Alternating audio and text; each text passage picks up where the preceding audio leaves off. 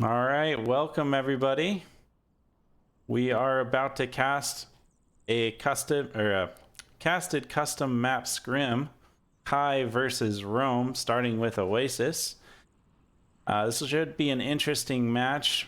Of course, it will be on these custom maps. I'm always excited for that. Always gets me ready to cast any match when they talk about customs, as you probably know. I'm joined today by my co-caster, Kesney. How you Hey, doing? hey, I'm doing well. I mean, you would say custard would be okay too if we want to do a custom custard match. That sounds great. We could eat custard. We could be playing. We could get our headsets all messy. It'd be a grand old time. Party the whole way around. I just want to make a quick note here in the beginning here. It turns out that the custom interface is, the casting tools are a little bit broken in custom maps, as we found out 10 minutes before the scrim. So we cannot change the team names. We cannot jump to the players like we normally do in a custom map or casted match. Sorry. So it's going to be a little bit on the janky side. Sorry about that, guys. But other than that, you're going to have your regular old scrim. You're going to see the action. We're going to see these players duke it out, starting again on Oasis. So this should be a fun one. Could Have be you a played classic Oasis lately? blue versus orange. Have I played in what lately? Blue versus orange. Yeah, blue versus orange. These are the new team names. That's right. Have you played Oasis in a good bit here?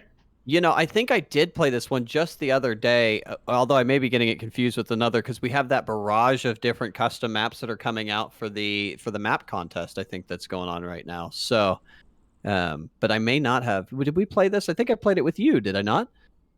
We might have played it like a couple weeks ago. I don't remember playing it that recently.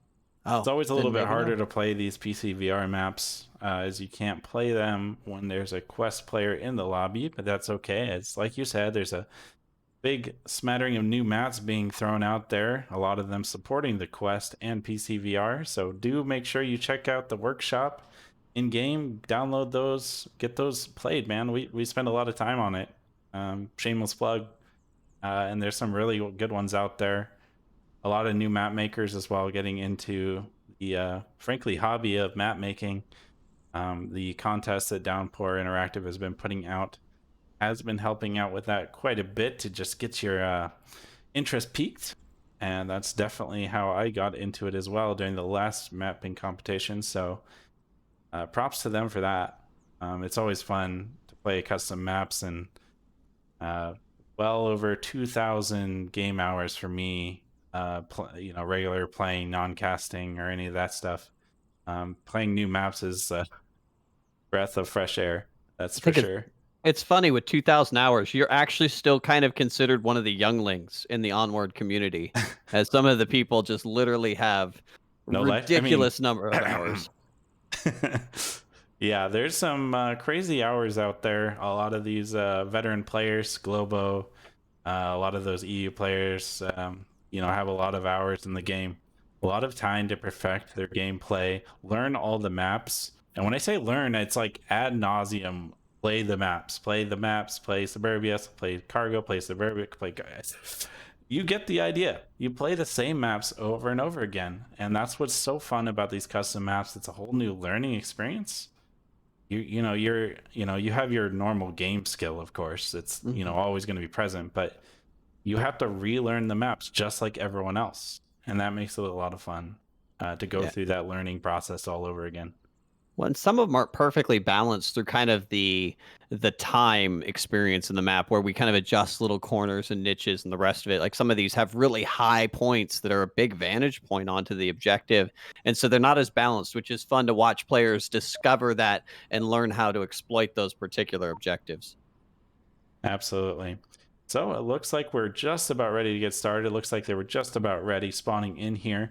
We have Team Kai for blue, and we have Rome for red or orange. And we will mix that up, moving into it, as they are just team, and we literally can't change it. We can't jump onto these. So do apologize. We apologize in advance that we are going to mess that up a little bit here and there, but we work with what we got, That's right. So alrighty, so we got this southwest objective here.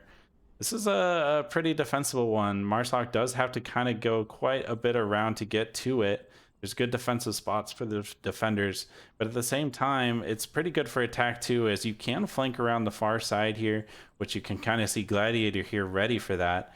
Peeking through this crack in the wall, they have like little slits that you can see through. They're really sneaky, but you can also turn around and cover the rear side. Meanwhile, it looks like we might have some confrontation between Varix and Smithy over near Yeah. the airfield here. Varix getting really out there. You know, you can kind of see him. He's looking around. He's trying to find the enemies, but Smithy, being quite hidden in this little hangar building, should hear him walking around there. Will be able to pop around and get him, but maybe Varix might get the shot on to engage, but just misses. And as he pulls back, Smithy will be able to get him in the back, and that's teamwork right there. That's right. Well, he was distracted, looks like, by Engage, is who he originally started to shoot at there. And so it looks like Kai is going to, I'm sorry, defending is going to be Rome is down 1 now for a 4-5. Team is down 1. Ooh, it's so tough when the team is down 1. Blue team. Or orange team? It's so hard to tell. Meanwhile, looks like we got a far flanker all the way far east in the downpour building, up high, like we were talking about earlier, trying to get some overwatch, maybe catch some people on these L buildings. You know, he might actually see Ramen. And oh, before Etch catches them as he was in this circle building. Excellent callouts, I know. Ramen is only down though and is in a great position to give callouts. Etch will have to run up there and confirm him if he wants to stop those callouts from coming out. Is he close to the objective all the way up there? I think he's a good throw away from the objective. It gives him a good vantage point from the backside of that map, but I think he's fairly far to be terribly effective in the capping kind of a scenario here at this point. Right, he is a little bit far out for sure. But it's better to be down and give call outs and say they're not over here. And sometimes that's as important as to know where the enemy isn't as where they are. Right. Dazzler crosses the street here. I'm not sure if Jason saw him. But he did make it across the street there, and Dazzler peeks out, catches Jason out. Critical pick there as he was covering a key angle for the defense. Now Gladiator and Unicorn are going to have to respond, and you see Gladiator pushing around to cover this angle as Etch is coming around the backside. Ramen probably calling out that he was approaching, so Gladiator is aware of that. It's one of the C4s. Nice shot from Unicorn, taking out Smithy. Etch takes out Gladiator as he tried to rotate around there. Dazzler firing his big light machine gun, trying to lay fire down, get them to respond, get them to run around so he knows where they are. Kai definitely has the advantage here. 4 members up to pretty much, well, just 1 for Rome. Ramen and Ramen wasn't going to get revived there. Dazzler wins the trade, taking out Unicorn and bringing 1 point on the board for team. For team, that's right. Team wins, everybody. Who picks the team? Reinhardt had the bet in chat that team would win.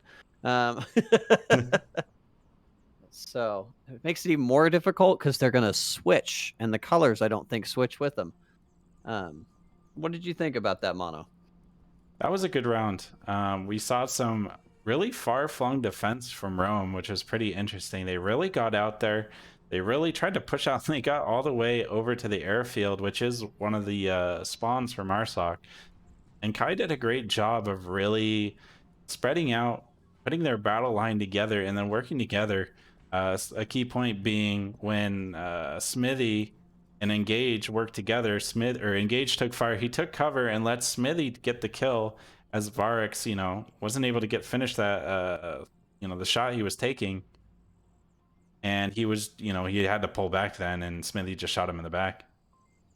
Yeah. I wonder if they had an accurate kill count at that point, too. They had to know that they were down to the last individual, too. And with 4 of them up, it makes for a pretty strong capping scenario there where you can move in and really do some damage. And they knew the building he was in. It was a great job fishing him out of that building. It sounded like the way that they were moving, that they knew he was in that building to move around and get him to have to respond to a possible capping scenario. So it's really great work from, was it Dazzler was sitting around the edge of it?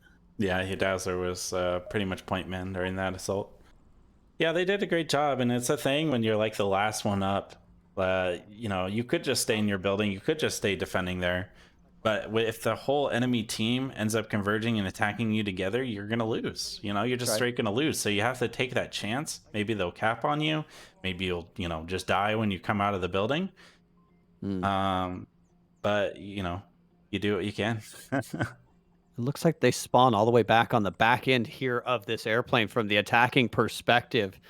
That's quite a haul up to the objective, and it leaves this map is um, huge. Is maybe a good word, but very wide open as the spawns go. But the houses definitely make it feel a bit more narrow with the tight corners.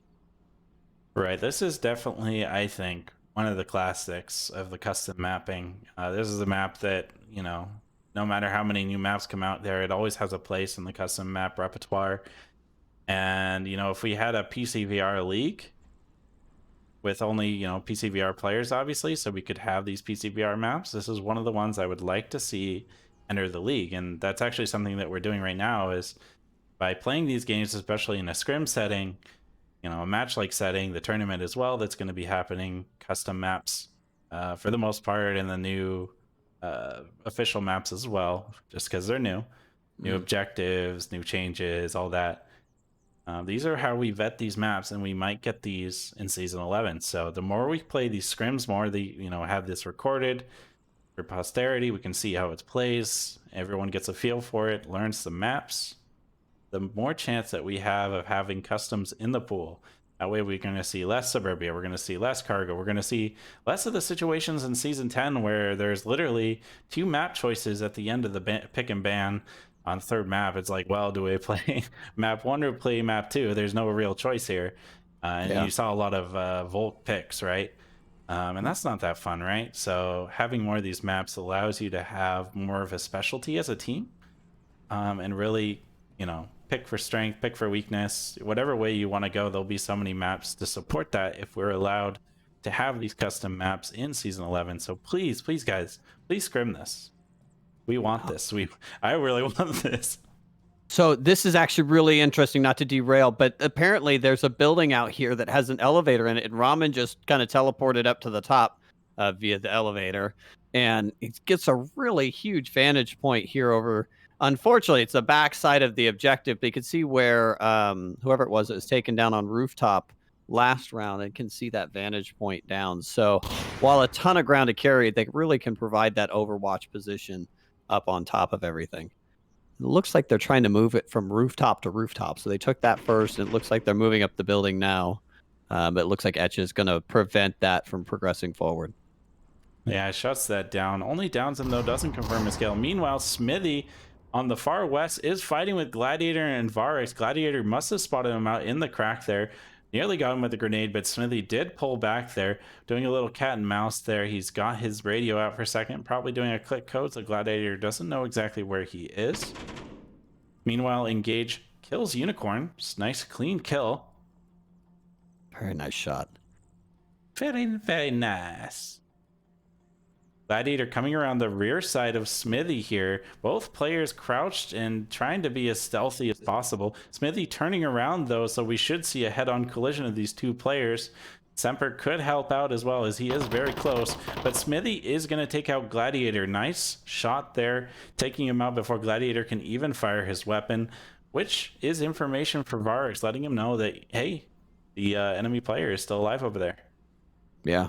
And it looks like he's moving that direction now as well, just kind of creeping that direction to creep up on him.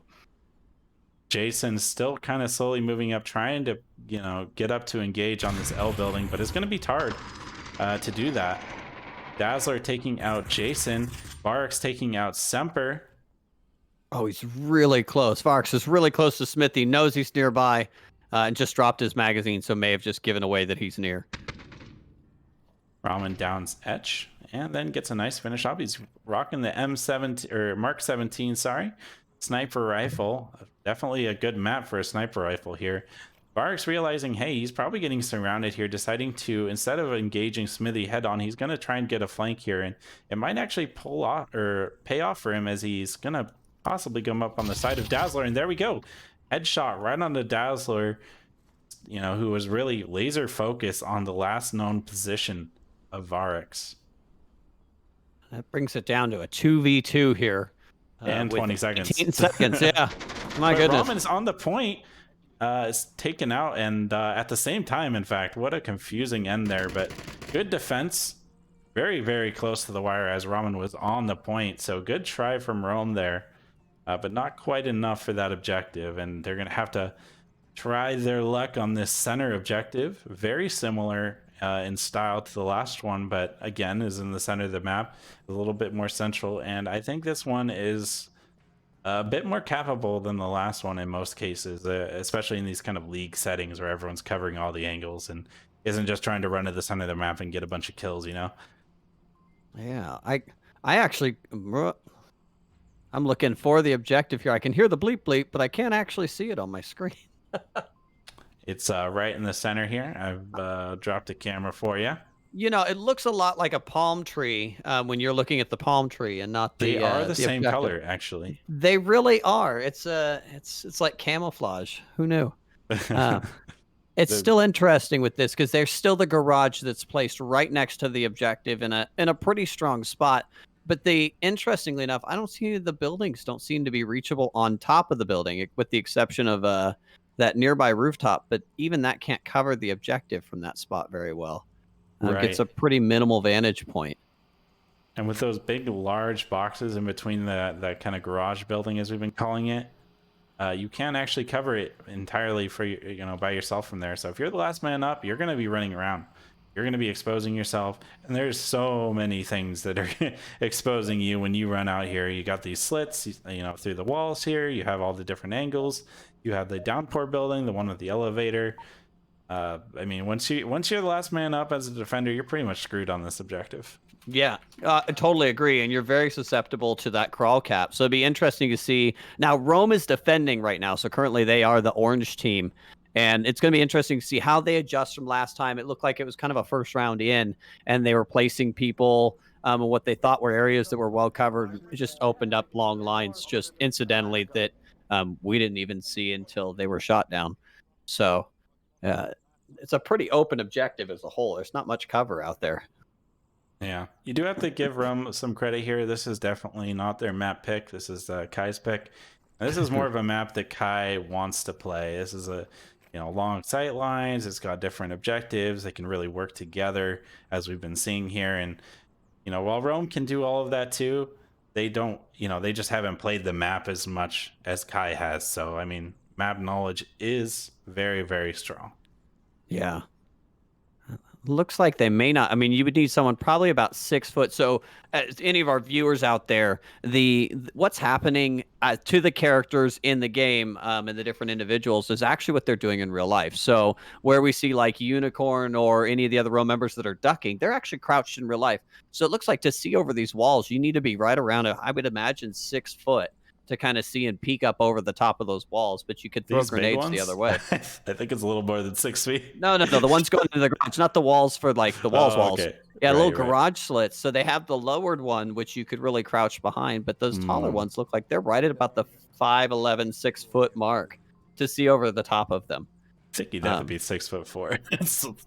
Maybe. From what I remember in game, that's. They're tall. They're real tall, but they're great. Wow. A little. I like those kind of little spots where you can't see through them, but there's a hole, so you can get some really cheeky grenades through them. And that's looks like we're gonna see one from Smithy right now. Oh, just shy. Oh, hello. Actually, really close. Yeah, that would have been a sick grenade throw. It would have. Better luck next time. It was a great idea, though. All right, so. We got a couple attackers on the north building. Nobody chose to take this building for the defenders, which is really kind of odd, honestly. Usually someone runs there, but I think that Rome has discovered that they need to play a little bit more tight on the objective. Smithy takes out Gladiator, or downs him anyway. And he was actually pretty far out there over on the ramp, trying to get a shot from above using that verticality to his advantage, but Smithy was ready for him. So now the rest of his team is going to have to deal with this situation. And Semper and Jason should see each other any second now. Semper definitely hearing Jason talk. Unicorn takes out Dazzler, and Semper runs around the corner, and we have a trade. really good work from Jason, because he didn't know that Semper was there, but Semper definitely knew he was there. It's good reaction, really, across the board. Unfortunate it didn't trade for him. Right. Smithy drops his gun, does try to pull in the flash there, trying to run around us to get the confirm maybe. The Unicorn is ready. He's instead opting to attack onto Unicorn. Oh, they just miss each other. Smithy pulls over and gets a nice shot on a Unicorn. Nice snapshot from Smithy, playing really hot today. 4-1, really carrying his team on his back at the time, but then again, there's been a lot of good teamwork as well. Ooh. Meanwhile, Engage takes out Ramen. That was from across the map. There we go. We see the sniping action here. Now Varx is having to defend this objective again alone. Catches Smithy in the back. Good shot. Smithy not able to pull off inside. Really good, strong angle from Varx. But now Etch knows exactly where he is, and you can see him pushing around. But again, Varx pushes out at the right moment and takes out Etch. Really good game sense from him. You know, playing that last player defense in the perfect way, which, you know, it was a 3v1, and now Rome actually could get 2 reses, but they are pretty far. Yeah, it'd be an awful run from the objective. It looks like with that trade that, or not the trade, but with that kill just happened from Varx, it looks like he timed it perfectly to kind of come in line with on the other side of that pole. So from, you know, the other side, it was occluded a little bit, and so the color change probably wasn't as obvious. And really, it's great, perfect timing and sense there. But we do have Engage, looks like about to cross the street and make an approach. 30 seconds left. Yeah, he knew he had no time to waste. He's running right in. Varx definitely is hearing exactly where he is. He's going to attack from the same angle and gets another one. Varx on fire. Varx pulled that round in. I mean, Varx is, you know, just pulled in. It looks like a 5 stack. So him and Smithy are both pulling in just killer runs, and that's going to put a point on the board there for Rome. So we're going to be up to a 2-1 Kai and Rome.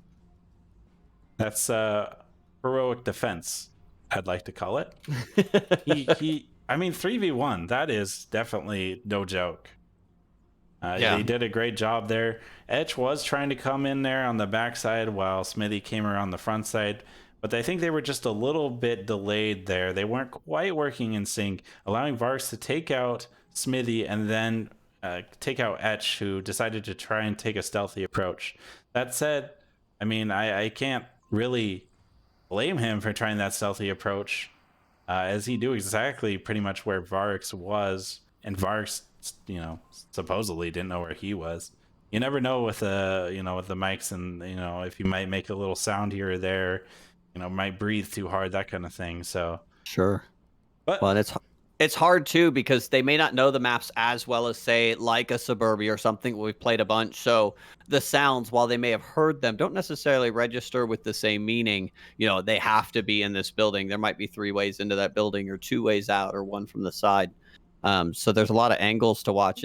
But really, Varx coming around, and we talked about this before the round began, is defending this position as a single sole defender, and how much space you had to cover and kind of swim around.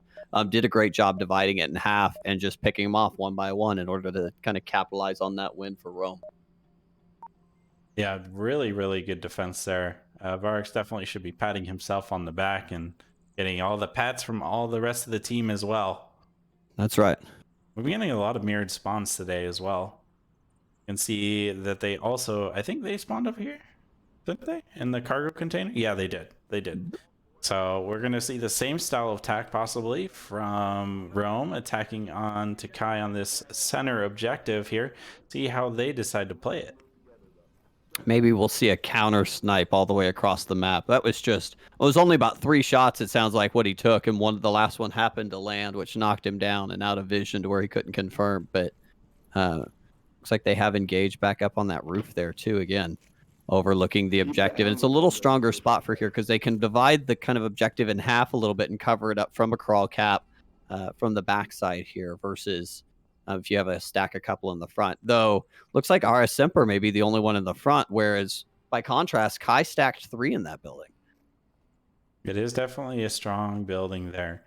The attack from Rome is also quite interesting. They have one player going very, very far wide, north flank here, going towards the east, trying to get maybe the high ground.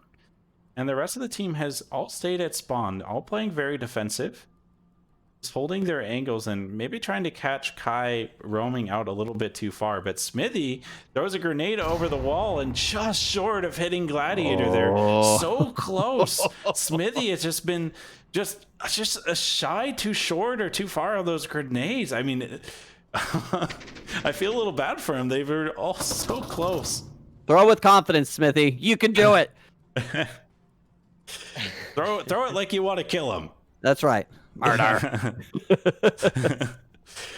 Alrighty, so I don't know if Smithy actually knew he was there. I have to imagine if he was willing to throw a 2-point utility that he had an inkling that they were there. Maybe Gladiator talked, something like that, who knows, but with that they should know that the spawn is probably mirrored here.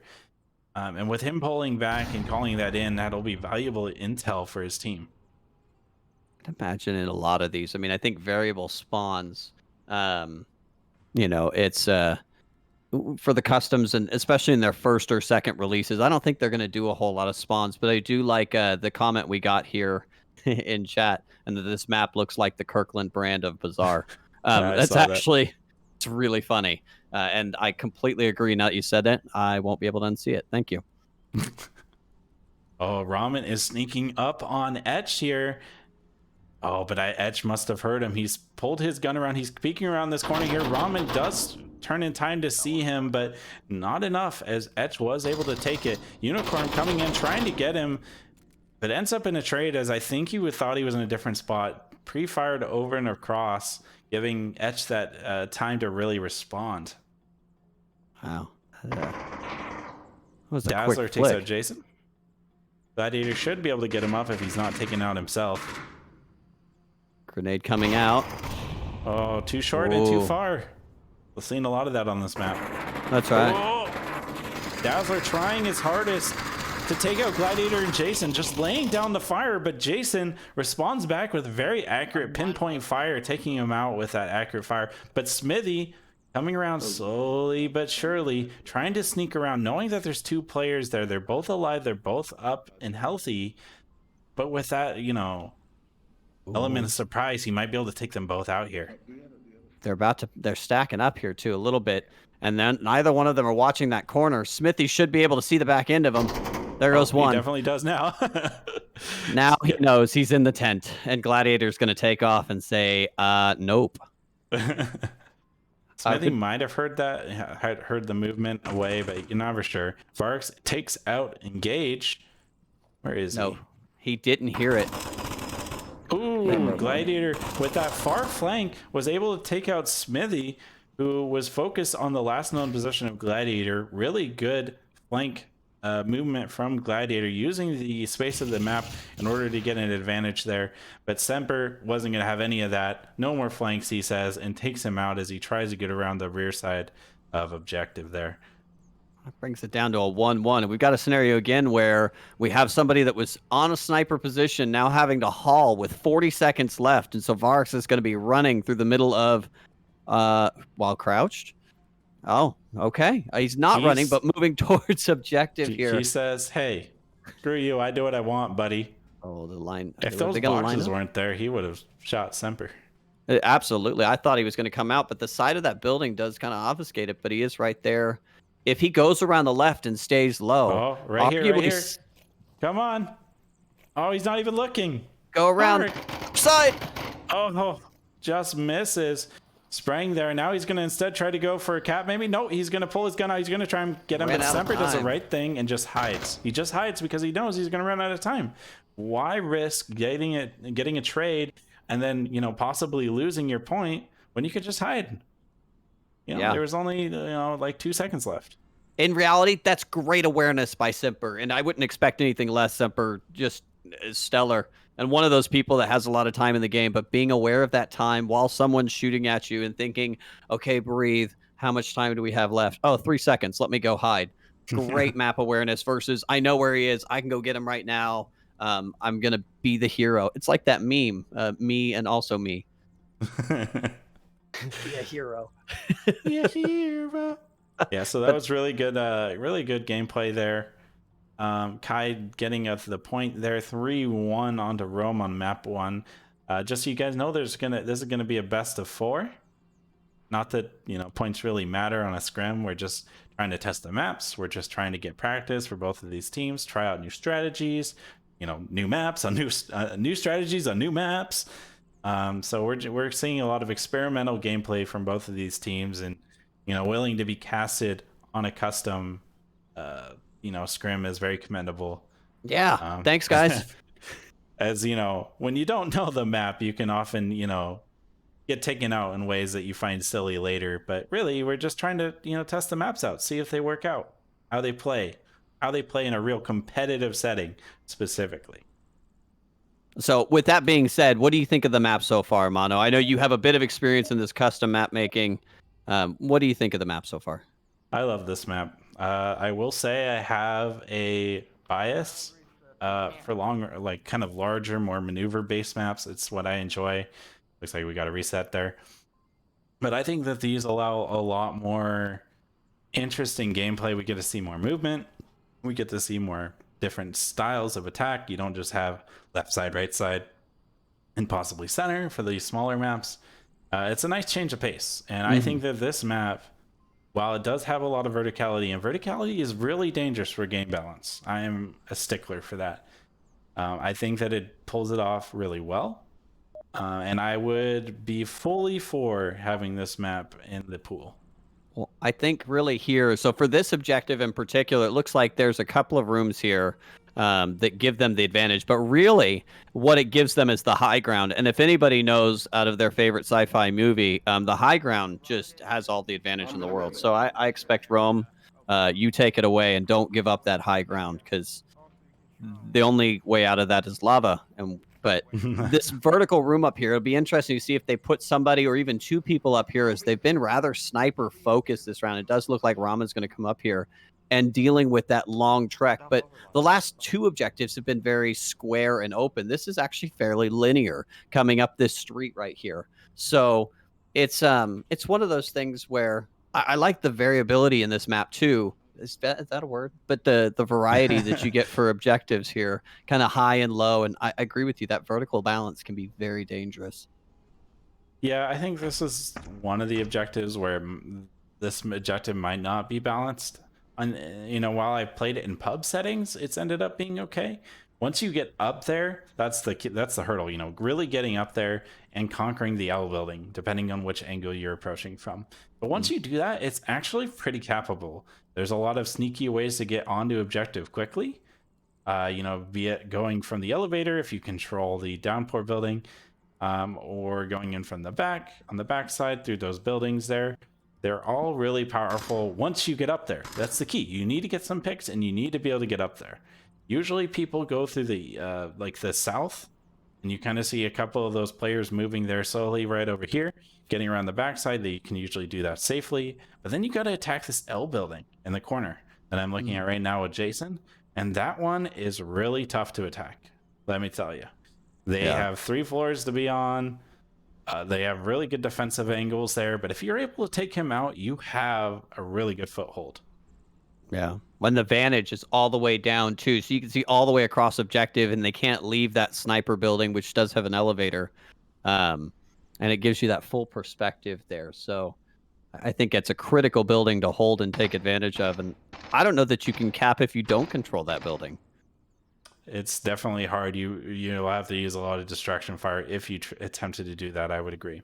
Yeah. Dazzler is pushing up here. He is trying to get around, possibly go around the backside of objective here, all the way on the east. Vark should hear his movement here. I do like Vark's boxes. They know that they're going to try and go for the far flanks, try to avoid these really strong, vertical angles that they know Rome is going to have. And so Vark's, just by that, using his intuition, must not hear him. He doesn't thinks know. He's coming around the other side. Oh, I think he knows now. He knows now. He swings around. He's like, oh, and takes out Dazzler.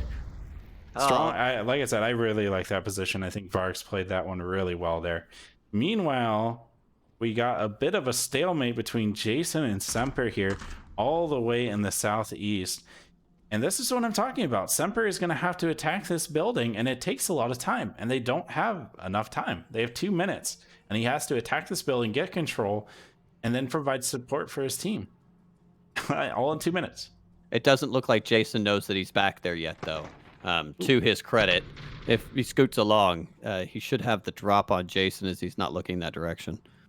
Gladiator getting a little bit ballsy out there on the back dunes, gets taken out by Etch with a nice long range shot, but not enough to confirm him.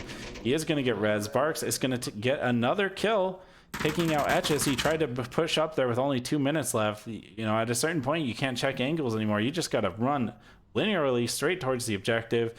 And that's the problem, you know, you run into when you take too much time to get staged up. And you see that a lot on Downfall as well.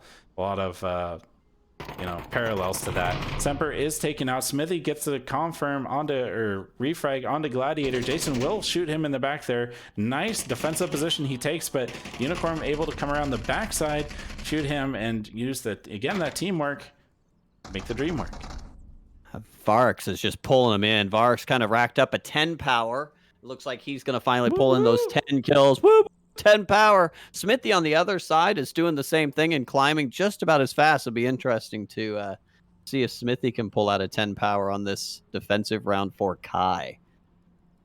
Yeah, like I said, this is the only objective that I'm a little iffy on, balance-wise. I think good defensive teams can really lock this one down quite a bit. So if there was going to be any changes on this map, this is where I would suggest them to Koi's. Actually, I don't know if Koi's actually saw that this was happening. So if someone could post a link to him, not that there's very much time left in this round one way or another, but maybe he'll want to end up watching this VOD back later. So if someone could do that in chat, that'd be appreciated.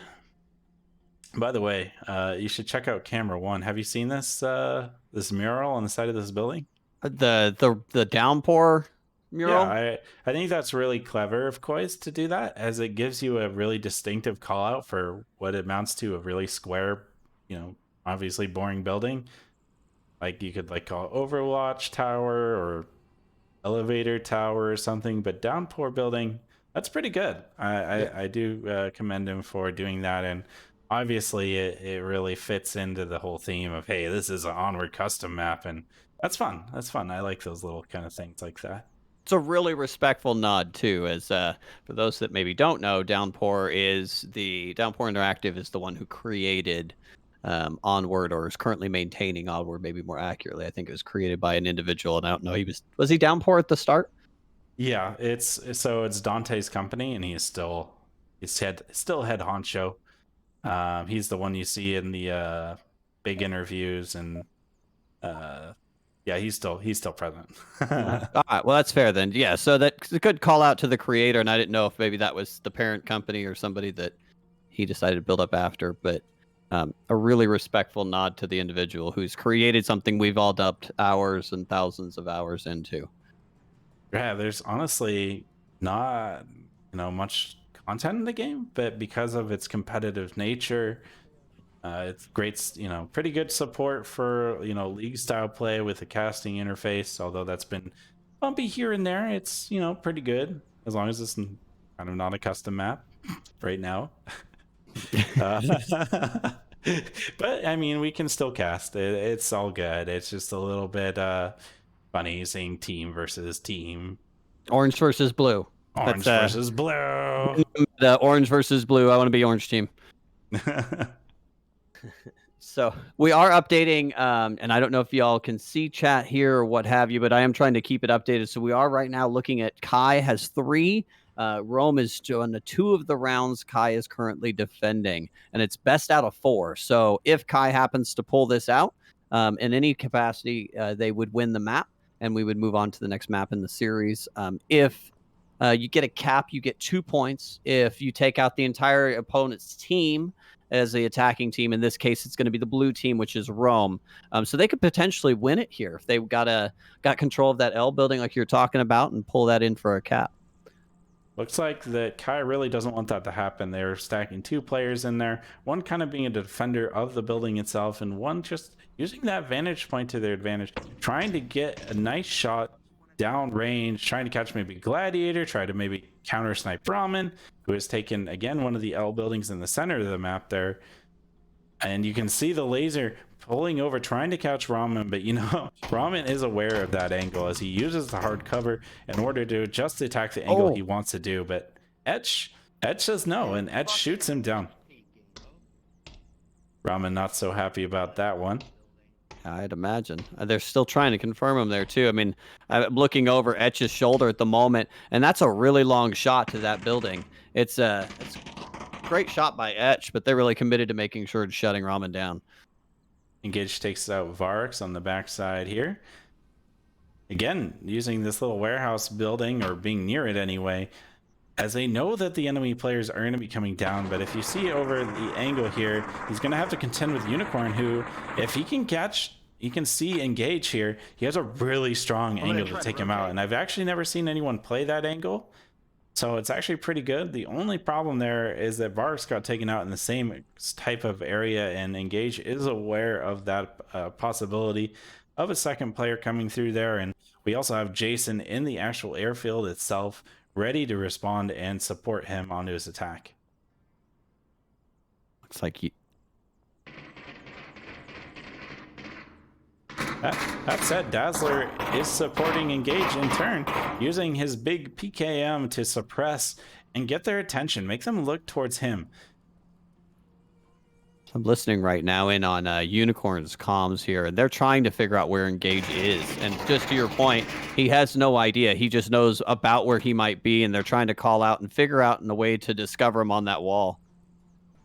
Meanwhile, Gladiator trying to be sneaky bleaky, going up the hill here. The only problem is he then has to go down the street. He has to take all that like ground that he's. Ooh, Engage takes out Unicorn.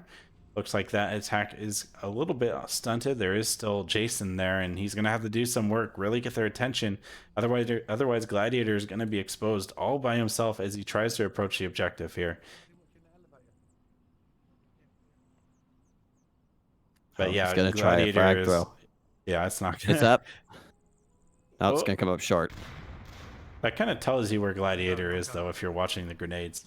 Yeah, I mean, it was a worthwhile throw. I probably would have made the same throw, but it is a little commit, especially given there's two people in that L building, and Smithy's rotating out for him right now to come get him. Yeah, this is a tough one. This is kind of like the reverse of Kiat. Smithy gonna run right past He's gonna run right by him. No. Good kill from Gladiator. Semper's just gonna peek over there and get the refrag there. Again, those L buildings so powerful, especially on the subjective. Really putting the hurt onto Rome's attack here. Jason is gonna have to try for a Hail Mary 4-man kill, or the ballsiest cap in history. I believe he can do this, Cap. He just has to do this. Elevator. He just has to do like magical things. He can do this. He just has to kill Etch, then take out Dazzler, who's going to peek around the corner, and then do it in 8 seconds. It'll be fine. Etch knows exactly where he is too. Yeah, good shot from Etch there, holding his angle. Very strong ability to defend this objective. The only one, it's the tough thing is it's really fun objective to attack and to defend, but it's just it needs something for the attackers. I think it's just not quite there yet. Yeah, it's I completely agree, and I think that it's so close to being just perfectly right, though. It just needs some more cover for the attackers, or you need to obfuscate the defenders a little bit more on this one. So it's now for something completely different, and no longer Brown. No longer brown. Now it's bright white, blue, and orange. Hey, oddly, blue, orange, represent. Hey, there we go. Blue team versus orange. Woo! And then you got white for the numbers in the middle. That's right. That's what I was thinking of. This is my map. It's called Spaceship. This is the first map I ever made. And that way, it's always going to be dear to my heart. It's always going to be my little baby. That in Orbital. I made that one right after. This one is a lot of fun, I think. It's a much more CQB style map. There's some really kind of like lanes, kind of like Cargo and Suburbia. Mm-hmm. But there is opportunities to flank on it. But I think it's a lot of fun, and I think that sci-fi was needed. We needed sci-fi. That's right. With We with needed bullets and sci-fi in the everything game. else. Right. Fun piece of trivia. Ah. This actually might be the first custom map I ever played was this map. Yeah. Represent. Whoop, whoop. But the thing is with this map has been around for a long time, so actually the map knowledge should be a lot higher on this one than the last one too. So to attack this one, you have a couple of different areas coming in. You really come around the side, you can come around the front, or you can come underneath over this bridge, right around it. So it's really quite open, but it feels pretty narrow all at the same time, and a real fun objective. Yeah. Did you say the elevator too? I'm not sure if I caught that. So I don't know that anybody attacks through the elevator. There is an Yeah, because it's elevator. like really fucking deadly, but it It's can be good, especially late round. I think it's can be powerful. It's just another option here. Smithy here in the maintenance hall. If he stays there, he's gonna get walloped from all sides. I think, as Yeah. most of Gladiator's team here, Rome, is attacking from the same angle there. Oh, look at how Smithy is looking through this tiny little cracks under these. There's like a tiny little Ooh. slit that he can see through. I don't know if you can really shoot through that, but you can see through it. And he I'm definitely certain you hears can't. Gladiator.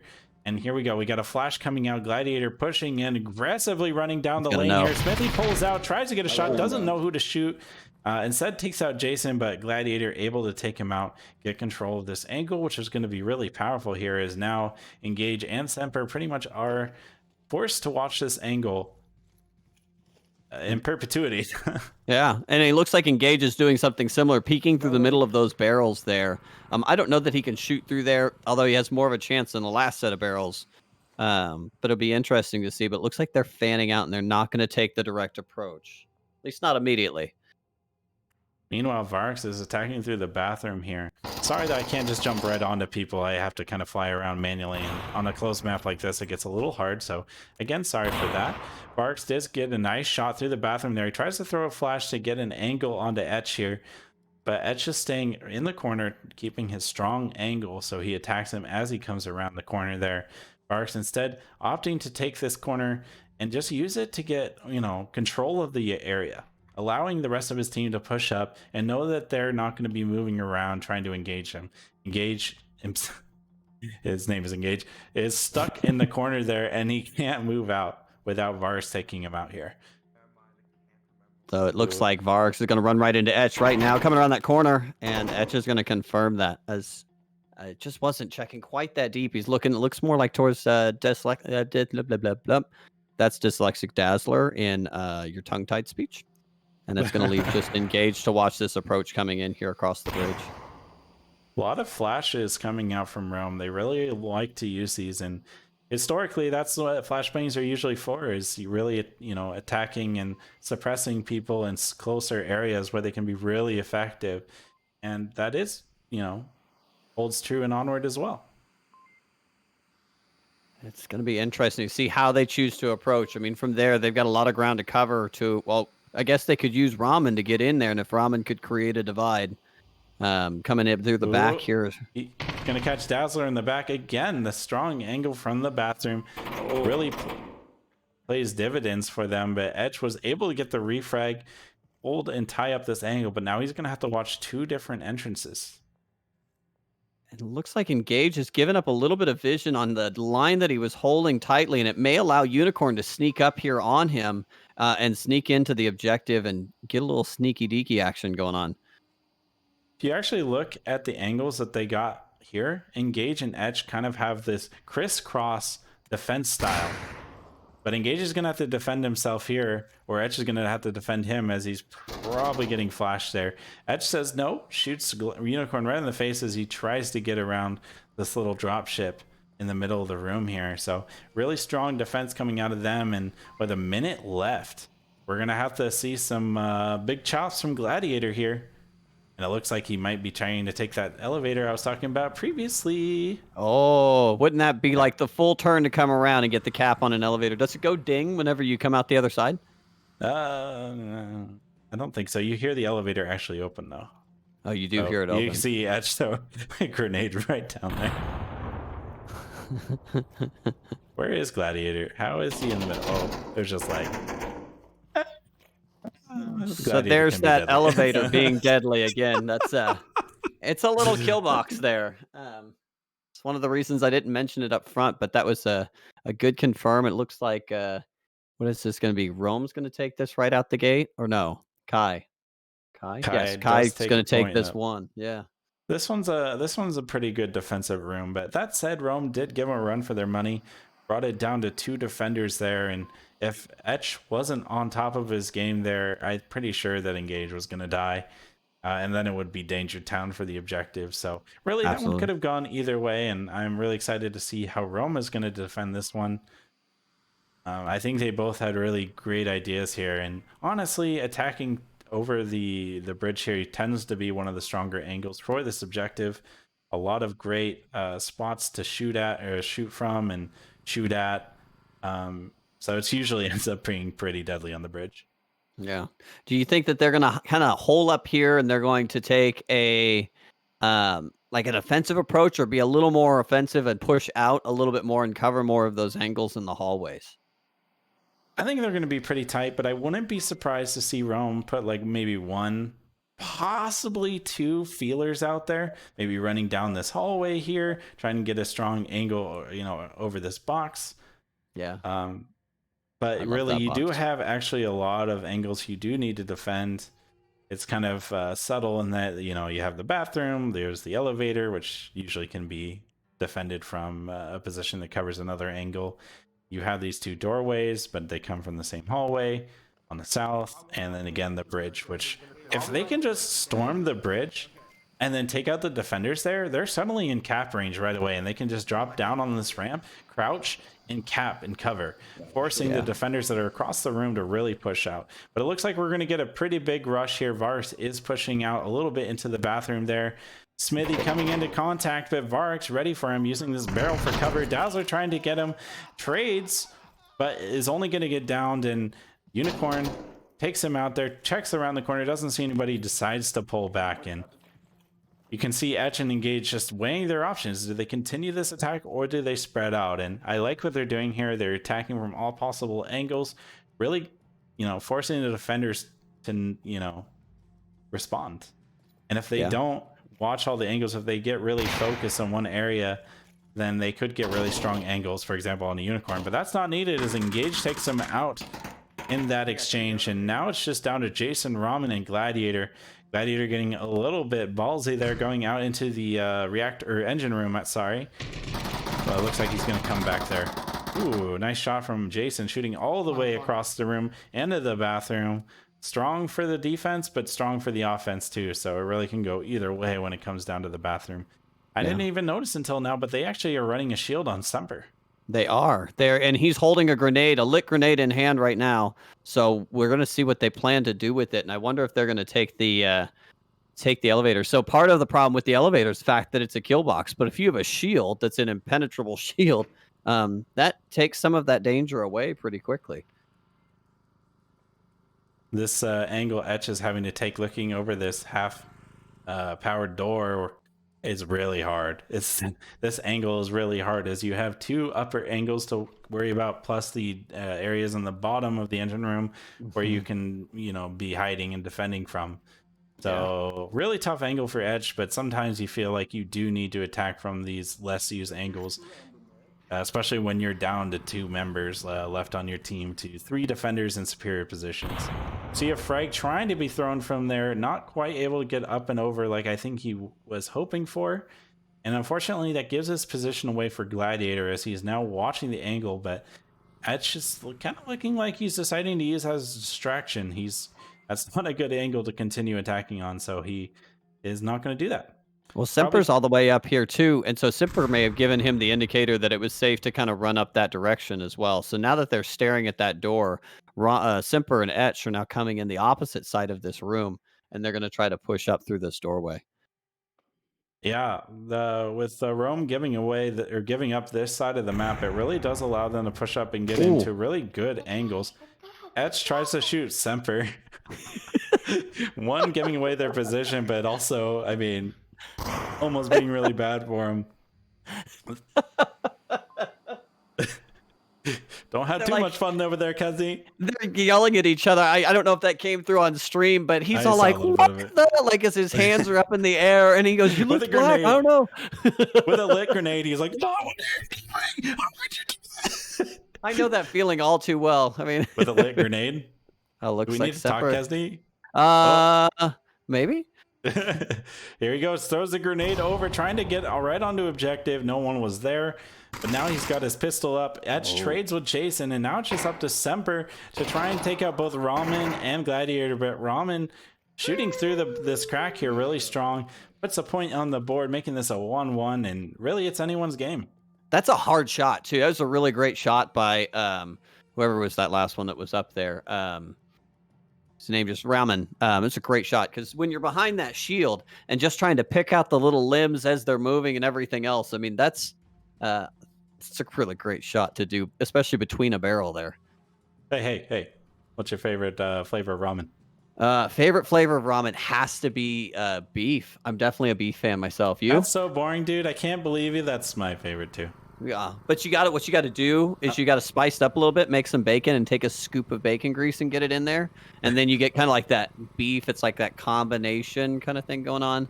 That's the big trick. It's funny, anytime I talk food with you, you're like, oh, just add a hint of the bacon fat, and you put it in there, and then you put the red spices, and it's perfecto. You know But what? meanwhile, Bacon you makes know what everything mine is? better.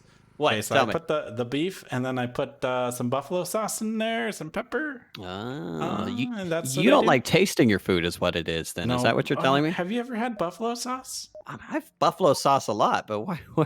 Buffalo sauce does not. It's not super hot. It's very flavorful. That's what I like. Well, I like hot. Let's just say I like hot. You But don't say. but buffalo isn't hot. That's the thing. Oh, okay. It's just tasty. It is tasty. I'm with you. I actually like you do the tossed like do like a ranch salad or something like that, but you do the crispy chicken and you do it in that Louisiana, Yeah. that buffalo sauce, Hell and yeah. that's good. It looks like we have some fans of hot food as well here, and ramen. Theta, our cult leader, says that ramen is delicious. So therefore, ramen's great, whatever flavor you want. Etch should be able to get a good shot on a unicorn if he continues this angle, but Ramen takes him out as he was really focused. Semper takes out Jason in a trade together, and that was a brutal first 30 seconds of the round. 3 people dead. I was honestly looking at unicorn. I didn't even see Ramen looking peeking around the corner, and I've got the we can see the same thing where we see him through the walls, and that was a good peek and shot by Ramen. Again. Unicorn drops down. He does make it into the barracks there. That's strong. Dazzler probably caught that. And now Smithy's going to have to contend with 2 players on the backside. And Engage is having to watch both down the north kind of corridor or south corridor, sorry, and as well as look over this way, because if he doesn't, he's going to get taken out. But it looks like that's what he's focusing on right now. Yeah. So a fun cap that I've seen on this is you can actually get down behind that bar. So Smithy has to be aware of that behind there because somebody sneaks in there. The backside of that bar is cappable and they could pull 2 points out of it. Strong shot from Engage, shooting under the table there. Really kind of dirty, Engage. You should really feel bad about that one under the table, man. Taking out Ramen as he tried to push around the backside there. Dazzler, nice strong peek around this corner from the bathroom, taking out yet another attacker here, and now it's just up to Varix and Gladiator to pull this one out, or this round out. So I really want to go to Gladiator right now, but I can't. Well, I think see, it looks like they're crawling up, and it looks like coming up the stairway here for Gladiators. Gladiator's going to come along and going to peek this corner right now, going to looking Engage's direction. If he makes any noise, Engage will quickly peek that corner and get that shot down onto Gladiator, who's having to be out in the open because this hallway really doesn't provide a whole lot of cover. You can do a little bit left and right, but it's not a ton. He's Totally going to come agree on with you there. But he is getting really close, but Engage does have pretty good angle there. Even his foot is covered by a small box there, and now he's going to have to really expose himself. And if Smithy looks over, he will see Gladiator. Oh, he's got to deal with 3 different directions all at the same time. Oh, Smithy just looked, but just misses Gladiator. Whoa, it's so close. But I He's think in he's the gonna see him now. Nope. Yep. Okay, he did. Okay, if he didn't see him, Smithy, I was gonna have to recommend glasses. But good shot there, taking him out. Vark's a little bit far away compared to Gladiator's push there. Well, he does have 2 minutes left, but it is a staggered push here at this point. But it was amazing that Gladiator made it as far into the room. He likely thought that he was open because Engage. I mean, I was surprised you can't see Engage. I mean, he's just magically just behind that box from the angle that he approached. If he had come any other way or come in a little bit wide on that doorway, he would have seen him. And that's the onward way. Let's see how Varks chooses to attack here. Right now, it's slow. That's what it is. Well, I mean, Trying to be got a minute and a half. He's trying to be tactical, right? He's trying to catch one of the defenders out, get a strong angle as they're watching and maybe exposing themselves as they are waiting for something to happen. But really, I mean, if you catch somebody running out as they out of their defensive spots, it's really on them, right? So Yeah, completely agree. but look at this defensive setup we have. We got angles and angles for days. We got kind of this 3-pronged defense. What is it? The triangle defense? I don't know. It's what Potato would call it. It's like a military thing. It's like triangle defense. Got to cover all the angles, and everyone's covering each other. Like, look at this. Smithy is looking over, covering Dazzler's back, and Dazzler's looking over, covering his back, but then Engage is covering both of their backs. Well, there's a lot of accuracy to it. So right now they have very complementary angles. So I mean, if you look at this room, I mean, realistically, there are, we'll say, 5 entry points into this room, and between 3 people, they're going to have 5 angles covered. So realistically, Smithy cannot be attacked from the office, which is one of the 5. And if he does get attacked, he's going to be seen by both Dyslexic and Engage. If somebody comes in to go get, Dyslexic hanging on and coming in from that hallway, they have to deal with Dyslexic and with Smithy. So, I mean, realistically, the triangle defense here is very powerful. And it shows here as he was trying to make that entry into that room, and it's just instant that they could react. And there was 2 different people shooting at him. So very, very strong defense there from Kai in this particular case. So it'll be interesting to see if that's returned back to them when Rome gets to defend this objective now.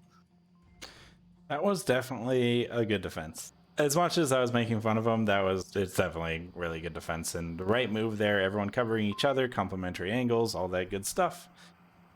But ran out of time. And one of the problems is Smithy kept poking through the wall here, just a little too close, as these walls are quite thin. Been budget cuts at the spaceship factory, as we all know. Really don't build the walls as thick as they used to. That's right. Well, you don't need to for the interior. It's the exterior walls that you need to make sure are real thick. Well, I'm sure it's fine. Like these windows, right? Get in the ship. You're good. So it looks like it's going to be Kai's 2, Rome 1. Really, it's anybody's game at this point. And it's fun because we are seeing a lot more map knowledge in here. So they know what angles to kind of walk into a room, and they understand that you can't walk into, with 3 of them up, you can't walk into that particular objective mess hall, as there's just coverage everywhere into it. And so he took his time getting into it. So fun seeing that kind of develop as it goes. It's going to be just been an exciting map so far. I think I forgot to bring the fighter planes back. You forgot to bring the fighter planes back? That's it. I was going to give you my recommendation that this map should be but not anymore. If the fighter planes aren't there, that's the limit. There. Okay, so the problem was they're up there because I had to move it down because of map maker problems. More problems. It's a hobby. More problems. That's basically the rallying cry of Unity. Is more problems, more problems, more problems, more problems, more problems. More problems, more problems. But whenever I do another version, we'll bring them back. A full orbital lobby. Yeah, Spartan just said in chat, wish he could get a full orbital lobby going. I wish we could too. Well, Spartan, you missed it because we were doing it yesterday. It was fun. We did it several times. One of the teams was thinking about playing it, but I don't think they are. But I could be wrong for map 4. I am totally not sure on that one. All right. So again, for the mess hall objective here, Rome is deciding to play pretty far out. If you see on the map here, they got defenders all over the place, and Gladiator especially is really kind of pushed out there. Yeah, I'm watching him right now because I think Dyslexic Dazzler may come down this hallway, and at which point I think Gladiator will have the visual advantage because he's just going to blend in with the bars right there, and it may not catch his attention fast enough, and I think Dyslexic will think he's free. The problem is he's not covering this back door. So Well, if he gets around behind him sneakily. But meanwhile, up in the north, we do have some combat here. Dazzler does take out Gladiator once and for all there. Semper is pushing down the north hallway with a shield. And Smithy in support. Ramen trying to take him out with his PKM, but not quite able to get it. Throws some utility in the room there. Nice grenade. Well, nice grenade from Semper, taking out Semper. Perfectly on point there. Lars is going to come around there, confirming him, but it's going to cost him his life as Smithy, his loyal gunner, is going to get the kill there. Oh, Ramen probably saw Smithy just a little bit there. His arm is peeking out there. Smithy trying to cop out, get a nice cheeky shot, take out Ramen, but isn't quite able to get it. Meanwhile, Unicorn takes out Engage, and Ramen tactfully says, hey, I'm out of here. I'm done. Jason takes out Dazzler. That was a clutch defend from Jason. That was that shot from Smithy. Wow, that was insane. Wow. It's okay, guys. I caught almost none of the action, but we did see that sweet shot from Smithy. Yeah. It was actually a really clutch moment by Jason. So Dyslexic had moved all the way up into the mess hall and was grenading forward and really trying to pick Jason out, and almost got the grenade landed on him, and they went in. If they had gone into a trade, Dyslexic would have likely capped just because he was right there with an open room. So unfortunate for Dyslexic, but great play by Jason, which secured that objective again, and they have that on lockdown between Ramen and Jason. All right, so here we see one Kai member, Smithy, up against 3 defenders, but Rome is deciding to do this a little differently. They know that they're probably going to be trying to sneak through, get those picks, right? Same way as they were doing before. But now Unicorn is trying to flank him from behind, knowing that they don't have enough people to cover all those angles, and just shoot Smithy in the back. I mean, it's the safer bet, really, in reality, is if you can shoot him in the back, it's a whole lot better because they can't shoot you back. So I support this plan, though it's a lot of running to do quietly. Yep, and it looks like Unicorn isn't going to fully commit to going all the way to the west into the command kind of room. And really, that's where Smithy is? Oh, but he's got a shield. I just saw that Unicorn actually has a shield, so it's covered, but is coming into the room sideways as Smithy peeks his corner, which he is. Oh. The shield, when you're not a shield player and you pick up a shield, you often just get yourself killed with the said shield. Just put it on your back. It protects you from behind. Just put it on your back. You're like a turtle. Turtle up, baby. Mutant Ninja onward, people. The shield is really all about awareness of angles. And it's tough because it's actually a different play than when you have a gun. Good push out from Ramen.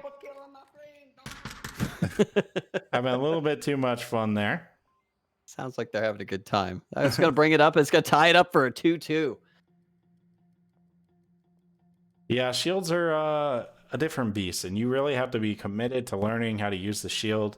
And it's not just about like angling it or being able to flick shot. It's about working with your team, being able to give good intel, being able to be effective. I mean, it's just straight up. If you run a shield and you're used to being a rifleman, I can guarantee you're not going to be as effective as just if you ran the regular rifle.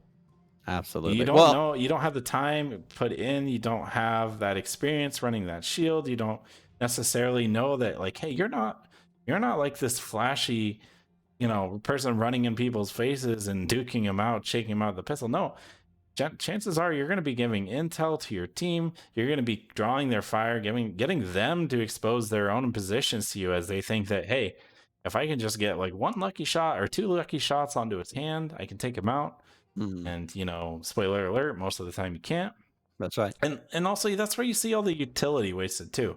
You see everybody, oh, there's a shield. I'm going to pull my frag out and maybe I'll get him, but he's ready for it. He's just kind of waiting in a corner, or he's waiting by like a doorway that he can just pull back and hide in. And I mean, if you can get them to waste 1 grenade, 2 grenades, you've already done a lot of work for your team. So it takes That's a right. lot of effort from both sides to really use the shield well and counter the shield. It's absolutely correct. And it's one of those things, it's a time in the seat. Like learning how to like hold your elbows and get them hiding behind that shield too. It's a rough one. It's blood, sweat, and tears in there. That is for sure. Let me tell you, cousin, it's hot in my room right now. What's Is it? Well, it's because we're now in the control room objective, and this is a spicy objective. It's a spicy objective. One thing you cannot do in Onward is you cannot like go over obstacles. So there is a really strong spot that you can get kind of an Overwatch perspective on this room, but you can't do anything with it past that. You have to go all the way back to turn back around and come back and get it. So this is a really fun objective in my opinion. It's probably one of my more favorite ones on the map because it's just such a strange room that you have to attack. It's so open, but you can only come at it from one direction. Right, and there is multiple doors going into it, but like you said, ultimately it's one direction. You really have to be working as a team. You got to test your ability to tack together, use overlapping fields of fire, and really, otherwise you're just not going to attack this objective very effectively. You can kind of see here, there's a very strong defenders. They're all pretty much in the same room. They actually all are in the same room. There's some like kind of tertiary rooms, but they're not going to take them. Yeah. And as a reminder, Kai is defending right now. So Kai is the orange team as we see on this. And it's going to be a big timing play by Rome is what we're going to need to see, whatever way that they attack. And it looks like they're starting to sync up here. We have some out on the side, and they're starting to encounter each other. Smithy gets a nice little peek there. He's going to try and pull out and do but the grenade. At least it wasn't a grenade. It's true. That could have been bad. The bath or the medical room or whatever you want to call it is actually really powerful. Vark's nice shot through the top area, using it in a really safe manner because he's not exposing himself over the top here. No, he's staying far back, just attacking as far back in the room as he possibly could to not expose himself. And that's really good play from him. That's actually really something that you do in real life as well. You don't just sit right in front of the window. You stay far back in the room. Smithy gets a nice shot, but then Ramen gets the refrag there and is able to pull around the backside of the building here. I don't think he knows it engages in the back here as he's trying to crouch down, get the angle on Ramen, and with his hand on his tablet, engages a perfect engagement. And he takes it, taking out Ramen, putting an end to that far flank, which I think was going to be really critical on this attack. Proud of yourself for that one? Yeah. Yeah, that's it. That was a good pun. I like to play on words. Oh, we got the flash over the shoulder. It doesn't look like it hit Varks. I think it got Varks. He's just sitting there. Yeah, maybe. He was looking at his tablet, so maybe not. Good. Etch is continuing to lead his team, even when it's a team of 2. That's so this is kind of. Oh, that was a great shot by Engage, but he's only down. He's not out. Double tap his ass. I'm sorry. Had to. Vark says getting some really good callouts there as he rolls around the floor excitedly giving out callouts. Engage finishes him off, and now Unicorn is gonna have to attack this super stealthy style. We're gonna do the sneaky deaky style here. We gotta be quiet, otherwise they'll hear us casting and know where he is. Does he know? Oh crap! He throws a grenade. Oh, it's too far! Oh no! That was so close. There's actually a little lip here as well, so that could have protected him too. So unfortunate for Unicorn. Really good attempt on that grenade, knowing where he was from before as he gave those callouts and using that to his advantage. But what's coming back? Oh, short. Oh, okay, that was a little bit more off than the last one. Oh, Etch really exposing himself, looking over the corner there. Unicorn just missing it. Really unfortunate for him, as that would have been a really, really good pick here going into the 1v1, but now he's still going to have to contend on this 2v2 here. 45 And if he's not seconds. careful, Engage is going to come around the corner here. Oh, he looks away at the wrong moment, and Engage takes it, making it a 3-2. Kai up 1 point. That was so close. That was like a photo finish there of just happening to turn away. It's always the way that goes. It was just so unfortunate. It's great. Couple of great throws there, though. Yeah, definitely some really close ones there.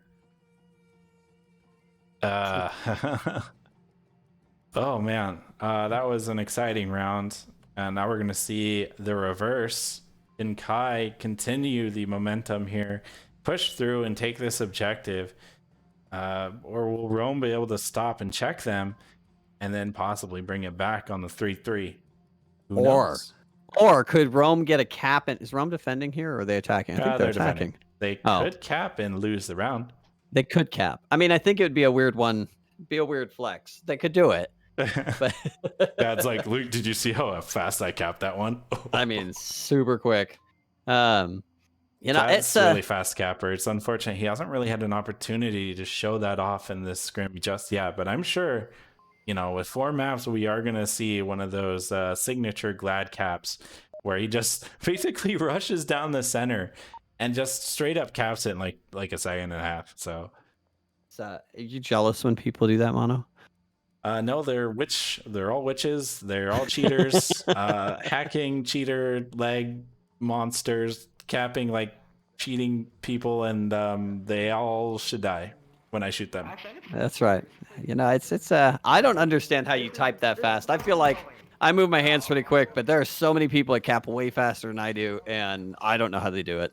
I have better uses for my hands and fingers than capping on a stupid iPad. Whoa! This is a PG cast here. I don't know what you're on about. Yeah, big innocence here. Grabbing this big old hot dog and putting it in the bun. Shit, that doesn't work either, does it? No, it doesn't. It's not better. We do have a C4, it looks like, dropped by Unicorn, but it may have been a bad drop. I think he intended to put it a little bit farther down. And it's right up on top of these boxes here to prevent the approach through the bunkers. Yeah. What you said. Oh, he dropped down. I forget about this little spot, but pretty good little spot that he's got here. I've actually never gone up against anybody who's used that, but good work from him. Looks like the brunt of the attack, though, is going to be coming from the south here. We got a 3-man team pushing up, working together. 1 player watching the back and the 2 front going through the front area, watching both sides. This is one of those maps where you do have to worry about a flank. Unicorn, meanwhile, takes out Semper in the upper hallway there. Etch looks like he's going to try the same angle there. Oh! Grenade comes around, but falls down short. Unfortunate. This strong angle in the corner is really working dividends for Unicorn. And oh, he comes around pre-firing, and it was just enough to take him out. Good work from Etch. That's a hard line. That was a great shot from Etch. I thought Etch was dead. Straight up. I thought so too. I thot he was just going to be dead. Good pull out by Etch. I believed in you, Etch. We had all the faith. Dazzler takes out Jason in a trade. Interesting defense from Rome. They're deciding to be a little bit more pushed out here, and I mean, you can't blame them. Unicorn spot took out 1 person nearly too. You see Etch here waving to Etch or Engage, trying to get his attention, but Engage is too busy looking through this doorway, and Barks just missing him. It gets back to this is the way. It's always when you stop watching an angle that somebody walks through the angle. I've never actually read this. Should look at this. What is it? Amber aroma? Amber ale. Amber ale. Who drinks that? Me. Either he missed just barely with that flash, or Vargas fired at the right time. I don't think it was flash though. But dang good shot from Varix. But taking out Etch and forcing this attack to all come from one angle unless we see a rotation. And There is time for, a bit of rotation to come around the backside, but they will have to deal with Varix. Meanwhile, Engage takes out Gladiator in the medical room as he got a little bit peeky there, looking through the doorway, and gets caught out there by Engage. And we're down to a 2-on-2 officially here. So, oh, what a tight shot from Smithy. He's just really been on fire. Oh, Varix comes out ahead, though. He can't continue winning every time. Taking him out, Engage in a great angle to catch him if he exposes himself too much, but at the same time, he's quite exposed himself, using just a bit of that, kind of like that magazine stand for cover, and he's now moved out, and Varix isn't sure where he is. Oh, Engage just missing him, but knowing what he's doing, he tries to go up to get a shot on him. Not quite quick enough. The revive goes out. Engage takes out Varix, though, as Ramen tries to get a handle on his gun, and Ramen pulls it out, bringing this up to a 3-3. beautiful. Beautifully done, Rome. God. So, such a great rotation. Beautiful. Oh, wonderful. That was an awesome engagement. And that's the thing about Onward. I mean, people going down in like a few bullets, that's realistic, right? But you don't see the kind of moving, rolling, extended firefight very often, and when you do, it's just so exciting. I love it. I love when you see that. You see him, pushing out, moving, flanking, rotating, maneuvering, getting into different pieces of cover. They're going for the revive. He's got to get his friend. You got to get that force multiplier. But then he's taking withering fire from the light machine gun of Engage, and that, eventually takes out his friend. And in the last moment, he's able to take him out. And that's what I live for, those moments. It was the clutch play in that, Marmy. I mean, just right there with you, but it was the rotation through the space. I mean, they had all that work up and all that build up, and then that rotating into space to go res his other, on a 5-on-5. That's a huge thing to do, is to res, but to take that chance, move out there and have that come together for him. It creates that moment you're talking about. And if it, fails, you can blame it on the guy that was downed. That's right. If you'd only lived. Why'd you die? Right. It's your fault that I went for a res on you. That's How right. dare you? And if anybody's wondering, if you want to be a pro Onward player, just remember, it's never your fault. It was the game. There we go. There was lag. There was, the other. There's. Are we allowed to curse in here? There's that other stuff. This one's not VRML, but I try not to myself, just because I can't do it later. So that's right. But every now and again, it does slip out. We're all humans. We're all sailors deep inside. Yeah. And we're all corrupted. We're all dead inside. That's it. In our souls. But I just want to point out one thing, though. Blame everything, blame everyone. Just the one thing you can't blame is the map maker. It's definitely not his fault. He did nothing wrong. I mean, you did read the the terms of service when you downloaded the map, right? It's not the map maker's fault. Okay, that's right. Yeah, I don't want to hear any of it. It's in section 3, subsection number 27, phrase 2. Looks like we're seeing some planning coming out of these two teams here. Really, it's a 3-on-3 kills. Yeah. This is it. This is what decides whether or not this map wins or loses. And really, if you kind of look at it from a normal competitive scenario, this could decide the series right here. Because normally we play best of 3. In this case, we may play best of 4 or something else. But realistically, I mean, in a competitive scenario, this is for the Kipper right now. It would be Kai in this particular scenario. Right now, and even though it's just a scrim, it's customs, but these are two VRML teams. They play on a regular basis during the season.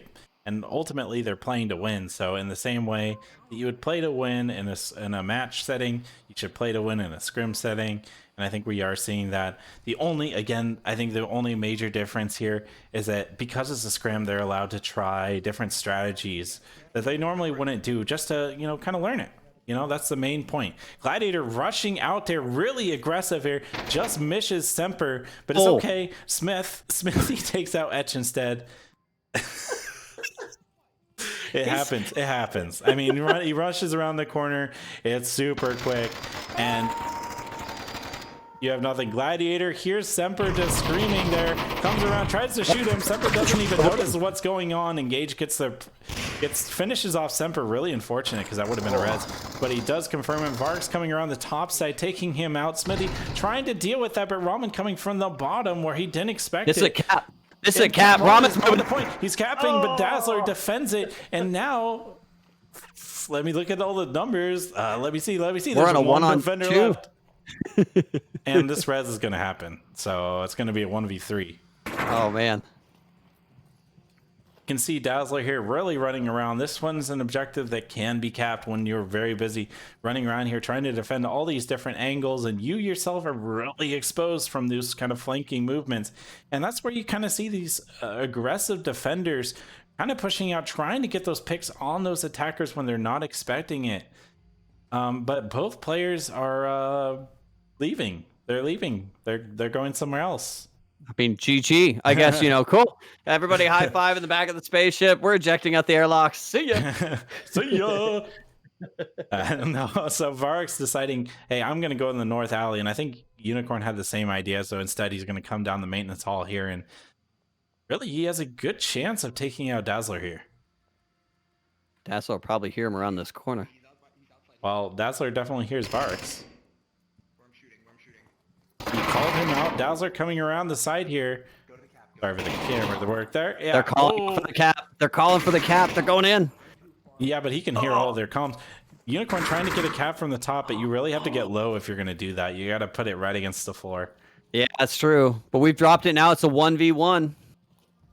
Can Dazzler clutch this? He comes around the corner here, and it's a trade.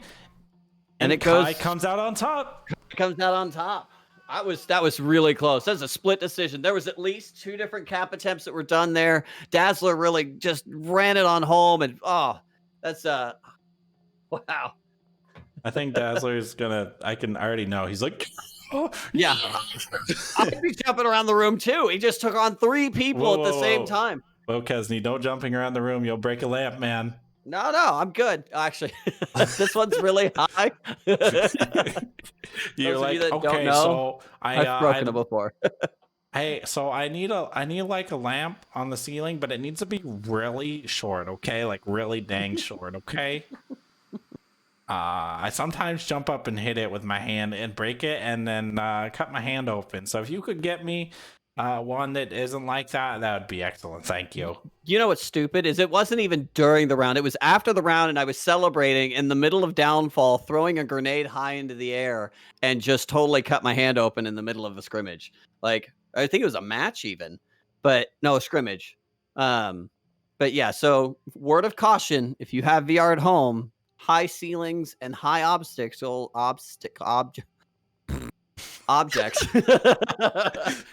highly recommended. When I was looking for our house, that was actually one of the things that we were looking for. A room for me to play VR in that had high enough ceilings. The priorities need to be in line. Priorities. That's right. And see, you haven't broken anything. You went into it with the right mindset, and you didn't break anything. Right? I have scraped the wall, as I am in a much smaller space than I was before, but getting used to it, baby steps, big virtual steps. It's you just got to do it one step at a time here. It looks like we are going to sub a couple out. Like it looks like from both sides at this point, subbing out and in. Varix did pull in a 10 power here on this round, so great job to Varix going through, and Dyslexic pulls in 8, but that clutch at the end was just huge. Yeah. Well, I wonder what's going on. Are they both subbing out a player? I did see Phonic in the chat there. So maybe he's coming in for the next maps. And Rome obviously has more players as well. So looks like we are switching. Okay, so this will be map. This was the 4th one. We're going to the hook. We're going to be on an island. Bring your beach shorts and your scimitars and hardy me hoes. Water is very, very clean. I mean, it's that new green policy and onward. I, I, You have to have green pirate ships, otherwise you're it's gonna have to decommission them. right. No gas powered pirate ships allowed. All right, they must have sails. Yeah. And none of those like electric sails. No, none of that. Oh, I found the shark. Found a shark. Yeah, there's got a shark. I'm just gonna get stuck in everybody's head. Do do do do do do. No, You're no, welcome. no, no. Do do do do do do. The shark will kill you, by the way. Will it? Well, when the game's working correctly, it'll kill you. I don't think it'll kill you right now because damage volumes don't work, unfortunately, in this version of the game. That's actually excellent. I wonder what it says as like the kill feed tag. Does it just say died? Yeah, I think you just killed and accidents happen. All right, so the hook. It's mapped by evolution. I guess I should have announced what all the maps were and who it was by, but I didn't think about it. I guess we kind of did already. Map 1 was Oasis by Koiz. Map 2 Spaceship by me, Mono. And this map is by Evolution. Someone tag him. He's usually watching any and all casts that are available, but I'm sure he'd get a kick out of seeing his map played. So if somebody in the chat could send him a PM, that would be excellent. Well, or you can do that for me, Kesney, since we're just kind of waiting around anyway. You know, I'm here to help you and make your life easier. I would like a Frappuccino. A Frappuccino. Okay. I think I that's would like a copyright infringement. No, a prime rib dinner. I can do that. I need a prime rib dinner. And then, of course, I need some kind of dessert after. Of course. What is this? And if you're going to make it for me, as I am very nice and excellent, I'm willing to share with the rest of chat for coming along, watching this with us, being a part of this custom map scrim. And thank you guys for showing up, supporting this. It's really important. If you like custom maps, if you want to see them in League, this is the kind of thing. We need people to play them. We need people to watch them. We need to show excitement so the mod team knows what the VRML players want. Because we all know that you can't go to League General for that. That's right. And what do we want? Prime rib. Oh, I mean, shoot. Prime rib. Woo! We should make a kitchen map with prime rib out there. How much you love those map, but there's no prime rib. There's a vacuum cleaner. That's if my prime rib that I'm making for you tastes like a vacuum cleaner, we might need to work on my recipe. Well, you make it and I'll tell you. All right, sounds good. If it's bad, I'll tell you something else. So something kind of fun about the hook. So the hook was actually, we did have, I believe it was like a customs, we went on kind of a custom spree, and this was pre the big update. The hook was actually, I believe, converted from the 1.7 update to the 1.8 update. So this has actually been remodified, brought into modern, but it's a known map, and it should be a known entity for both of them, though they may not have played it in a while. So it'll be interesting to see kind of some old stats come in. Did they move the spawn points for this at all? Do you know, Mono? I think he changed one or two of the spawns. I think one of them was too quick, and so he decided to change it. I'm not sure which one it is off the top of my head. But yeah, I also got word from one of the captains that the map 4 will be Ice Knight. So we will have to jump out and grab that, as I don't think I have that, as I don't download night versions myself normally, but I will grab it for this. Looks like Phonics did indeed jump into the game here, and we're just waiting on that 5th member of Rome, and maybe it looks like they're playing as 4. I couldn't say. I'm trying to tag Evolution right now and let him know. Tell you what, guys, I don't know if it's just temporary and they're just playing, but if there's still a space and they're willing to have a reservist, if you want to message Kesney with your desire to play and get casted today, please do so. And then if that option does open up, I will tell them. Phonics coming up onto this upper area, trying to get a shot on Unicorn, just not quite connecting there. Dazzler He's gonna run around out this. there. I'm actually watching this right now from the kind of the bird's eye view, watching them stack into that building. It was a hard push in there from Dyslexic. But you see, he got the kill and then he hold. He didn't just continue the push. Smithy gets taken out by Unicorn, who has a really nice, strong angle through this window here. Really pulled back again, using this interior windows to the best effectiveness possible, using it very defensively, only watching the angle he wants to watch so he doesn't get shot from the side from, for example, Phonics, who has a great angle on him if he did so. Smithy pulling out with his LMG, trying to get the shot on him, not quite able to get it, as Dazzler maybe trying to see if he can catch one of them leaving on the rotation there. Phonics shooting through the other window as he rotated, takes out Unicorn, and Dazzler is coming around the side here, and this is a danger. This is a danger because Dazzler could get up and behind and try and cap, and you see that movement from Ramen, that rotation, as he realizes the gap in their defense and goes to defend it. Oh, this could be a sneaky. He's running around the back right now. I'm watching him come back around the backside of this rock. He's going to come up. Ramen's going to be turning around. He's now aware that he's there, and he could hear the footsteps. He's going to peek that corner. And oh no, it's just Dazzler's going to get it, and he might get a chance to move in and take this cap here. Jason is watching that direction. He should see him coming in, but he didn't shoot, so Dazzler doesn't know. Oh, it's going to be close. But he can cap through the building, I think. Yeah, so, I think he can. Oh, Jason, he's not looking. Go. It's going to be a cap. Oh, do you see what, cap. Yeah, and did you see what Phonics did there? He saw him and just ducked. He didn't shoot. He knew that the cap was on. Oh, so beautiful. That's a great. We said last round we were gonna see a cap. We're gonna see it come through. Here we are. We move out to an island with the pirates, and the cap comes through. Well done, Dyslexic. All right, and just so you guys know, no need to message Kesney with those responses. Gladiator just has to download the map, and it'll just be a minute here. So they're just playing around to give us some entertainment as we wait. That was entertaining. They're pulling out a round out. Yeah, that was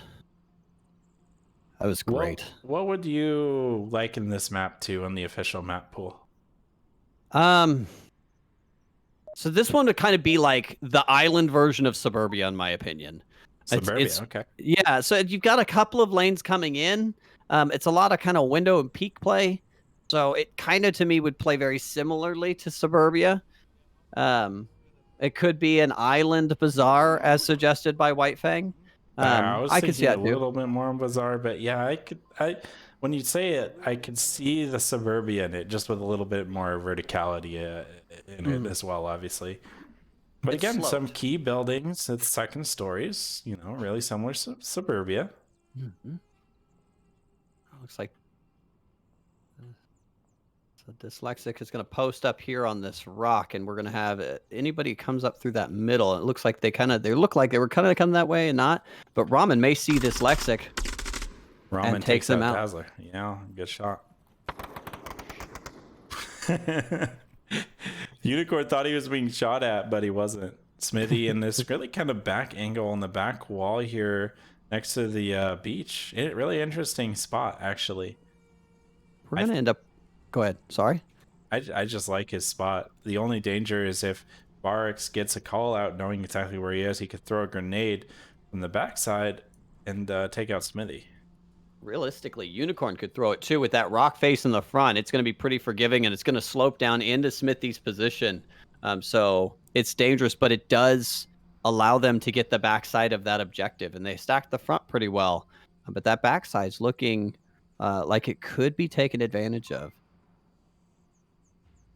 I think this ends up being the correct angle to attack, because I guess Dazzler died, but it's actually the area with the least defenses. I think Smithy blew up a C4 as well in the doorway, trying to catch anybody running through. Doesn't quite catch anybody, but he's still in a great angle to defend against these attackers. Maybe catch Ramen as he comes around, maybe Jason or Unicorn. And it looks like we will see that confrontation between Smithy and Ramen any moment now. Take that corner. Take it. Oh, Oh, and the trade. Ramen didn't even know where he was, but really good reactions from him, able to get that trade onto Smithy. Meanwhile, Jason takes out Phonics, really getting these angles under control. If you look at the map right now, they have an excellent battle line, all lined up, all pushing up at the same speed. This is what a coordinated attack looks like. That's right. And they're playing a man down too. So it is a 4-on-5 right now. They have 3 up. So it's a 3-1 attack. And so it does open it up here. It could possibly have a counter cap opportunity here. And we could see a cap for a cap. Yeah, Etch is sweating bullets right now. I would be. Let's jump in and see. Oh, just kidding. Okay, now I can. Hey, Etch. Oh, don't snap turn. It looks terrible. Oh, okay, I can't do it anymore. I can't do it. Trying to watch like 5 angles. Gets a little tired. Has to lean against the wall here. You know, it's break time, really. I mean, you think he's got his court-appointed 10-minute break that's coming up right now. I mean, he should be able to lead. Kesney, look what you did. Now Nev is singing. That's in chat. I bet you it's not just in chat. She's singing to herself in front of her computer. I think they're in a voice chat together, so I bet they're singing right now. That's right. And I bet you White Fang or maybe Reinhardt is hating it. So I live for, ladies and gentlemen, to upset Reinhardt. Gosh, I had to... Yep. Me too. So when I don't want to be upsetting Reinhardt, it's really hard. Reinhardt is pointedly saying he's not in the voice chat. He's too grumpy and mean and angry. Dang it, it's too hard. It's too hard to not be mean to Reinhardt. Well, it's been an interesting round so far. So the first round, we see a cap that came in here from Kai. And then we see really a surrounding of the objective coming back from Roman, pushing back in and taking it back to give them an answer of a point back. So I'm interested to see. Rome's going to come out here and going to be putting some pressure in. Or excuse me, the other way around. Kai's going to be putting some pressure to see if we can get another cap attempt going on here. I have faith because I love seeing caps. But what do you think here? What do you think of how they're going to set up? I think it's going to be bloody. I think that some of the defenders are going to run up top here. It looks like we have 2, and Jason looking to the doorway, and they're going to see Smithy, Dazzler, and Phonic right away. Trade happens right away. Good movement from Dazzler looking straight up there. Phonic's trying to get the res off Smithy. Nice shot on the Unicorn as Barex realizes, hey, this is a little bit on the dangerous side. Phonic's then taking out Jason. And like that, there's 2 defenders left. Oh, just getting 1. As Dazzler gets a nice shot, Varix takes out Smithy, but he's going to have to contend with Phonics coming in here. Oh, he knows he can't peek through there, but he knows where he's at. He went to go look at him. Looking at his tablet. He's pulling out a grenade. He's going to flash up in the air. I don't know if that flashed him. Turn around and get the kill here.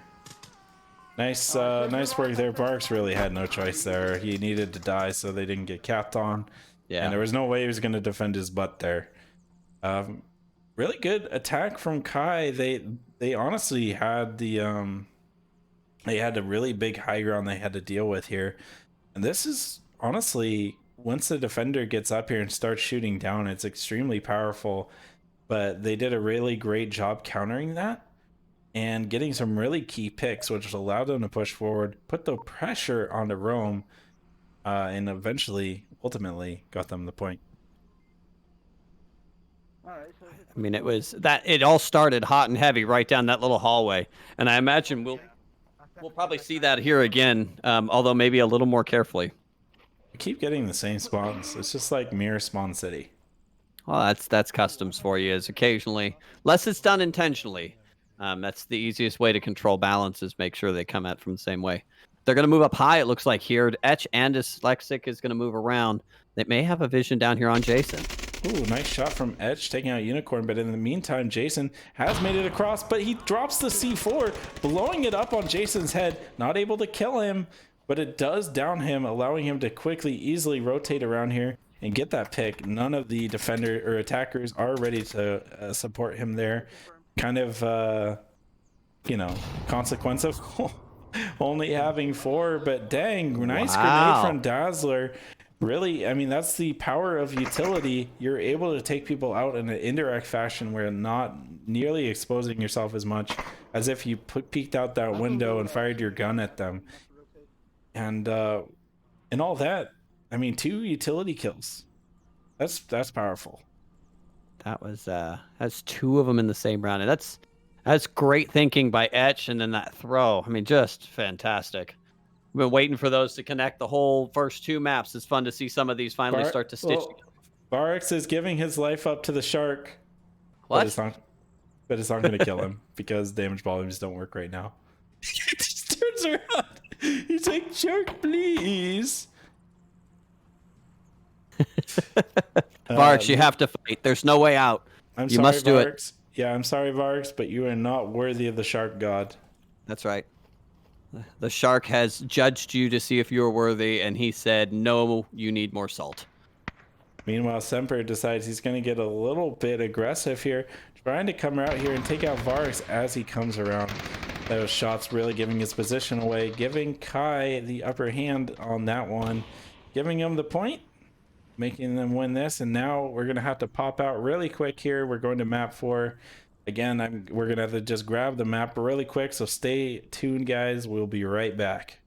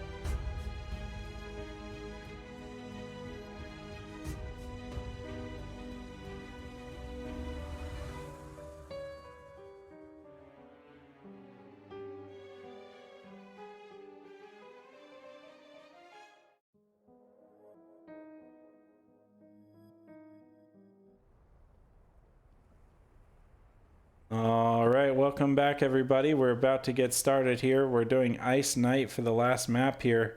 This is a large new Quest VR map by Kois. It has a day and a night version. You see the night version currently present right now.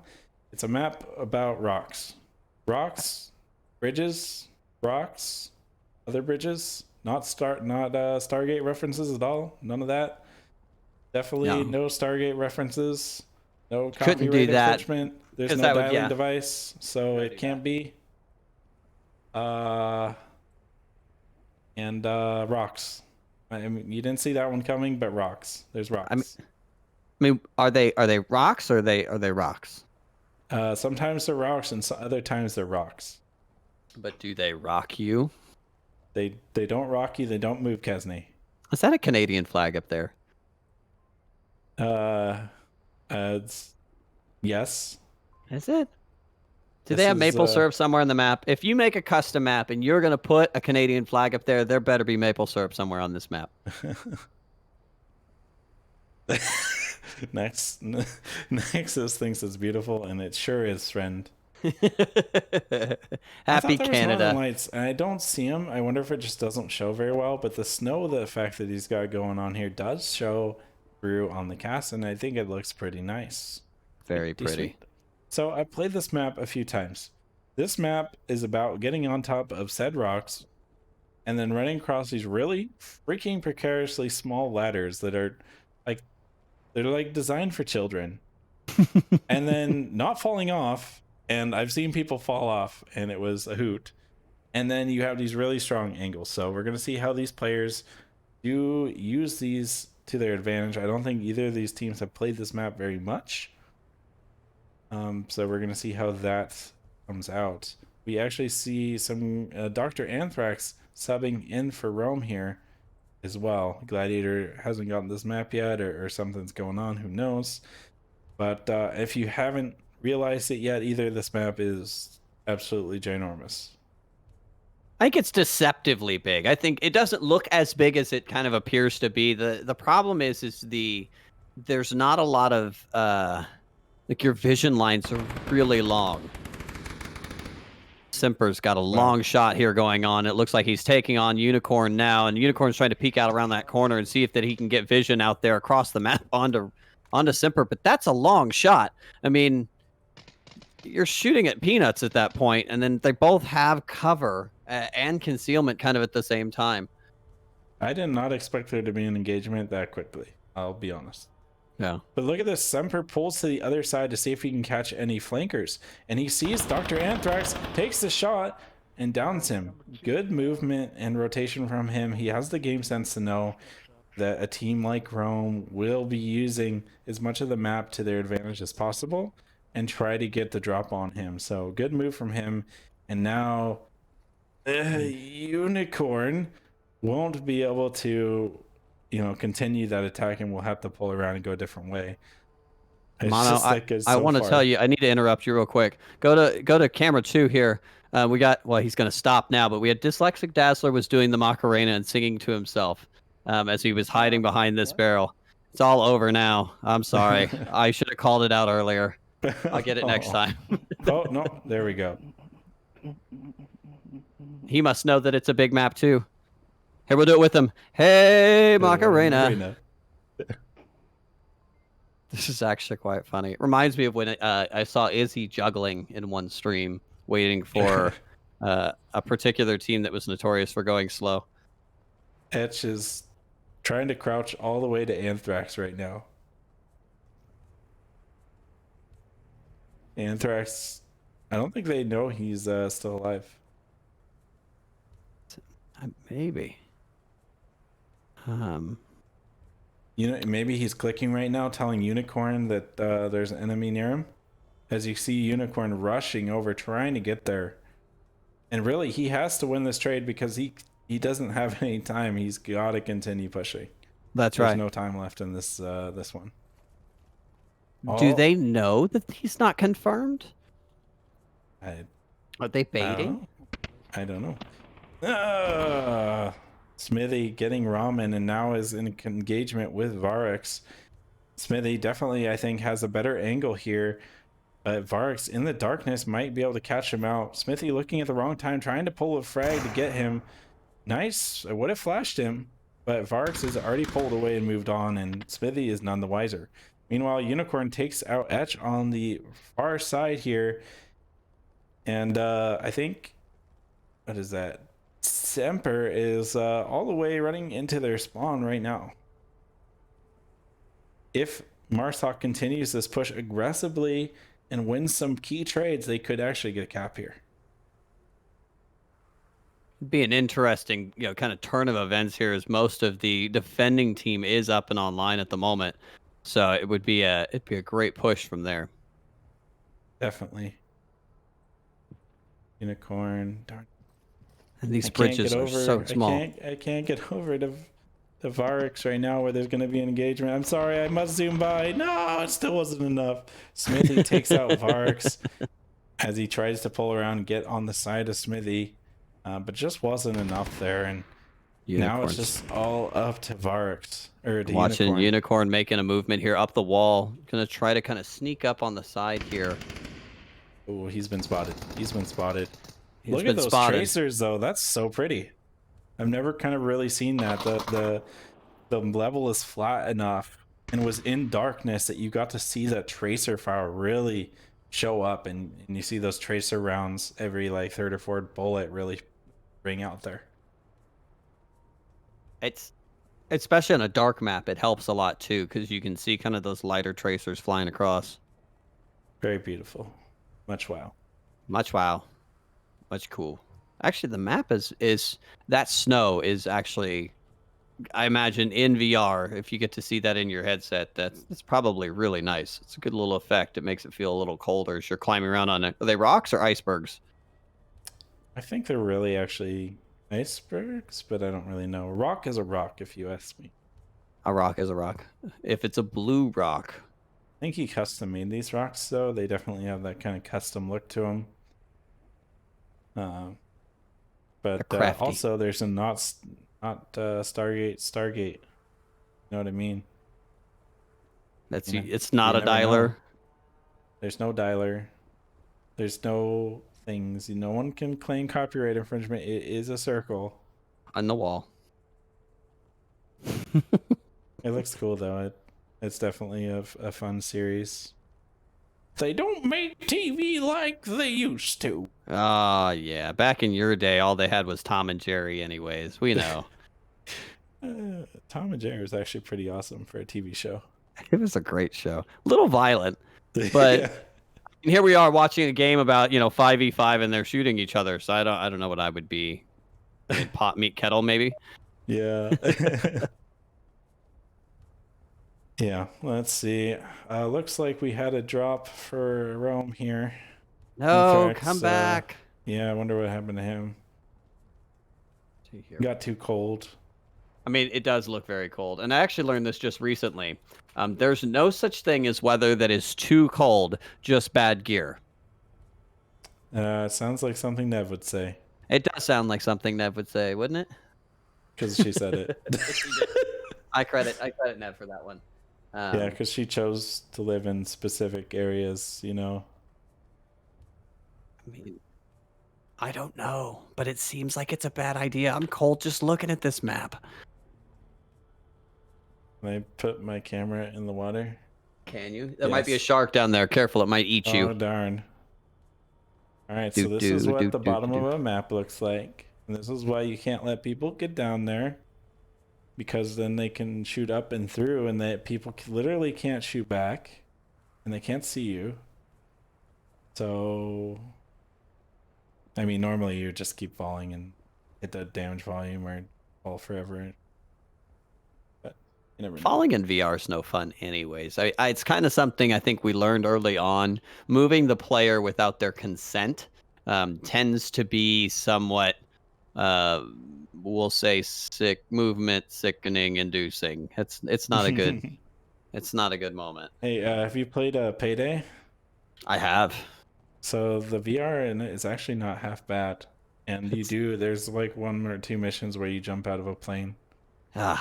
No way. I'd be out for those. I don't like it. It's not fun. Although I really do enjoy Payday. So Payday is kind of similar for those that don't know. It's a game where basically you play as bank robbers. You can do it quiet or you can do it loud. They have call outs to different kind of video game pop culture. So they have like a Hotline Miami map series. Very excellent. But they did make a VR rendition where you can take the whole game and really put it into VR. And they were one of the first foyers into kind of that. I think you can do the crossplay between VR and You non can, VR. yeah. So, which is really cool because as a VR player, you can run a lot faster because you can teleport. So they just watch you kind of blink through the map, which is kind of fun. There was actually a mod to give you sliding movement, and that's what I used. The unfortunate thing is, though, they don't see your hand movements like you do. So you just look like a normal dude, and it probably looks really dumb because some of those loadouts you can use dual weapons, and so you can, unlike in the real game where your camera is forced to watch just where you're looking with your mouse, you can look and shoot in two different directions with the dual weapons. And so I didn't know you could dual weapon in that. Oh yeah, yeah. There's akimbo pistols. There's akimbo shotguns. I had one of my loadouts was akimbo fully automatic shotguns. Uh, And while I'm not normally a one-handed like kind of VR fan, it actually is extreme turn off for me. It was pretty fun in that game. I mean, See, it's I kind really of a want to tongue in have. cheek, right? So I want to see dual pistols come into this. So if I drop somebody and they drop their pistol to the ground, I decide to pick it up. I want to have akimbo pistols. okay, let me tell you what you really want. You didn't know you wanted, you didn't know you needed, but you need it.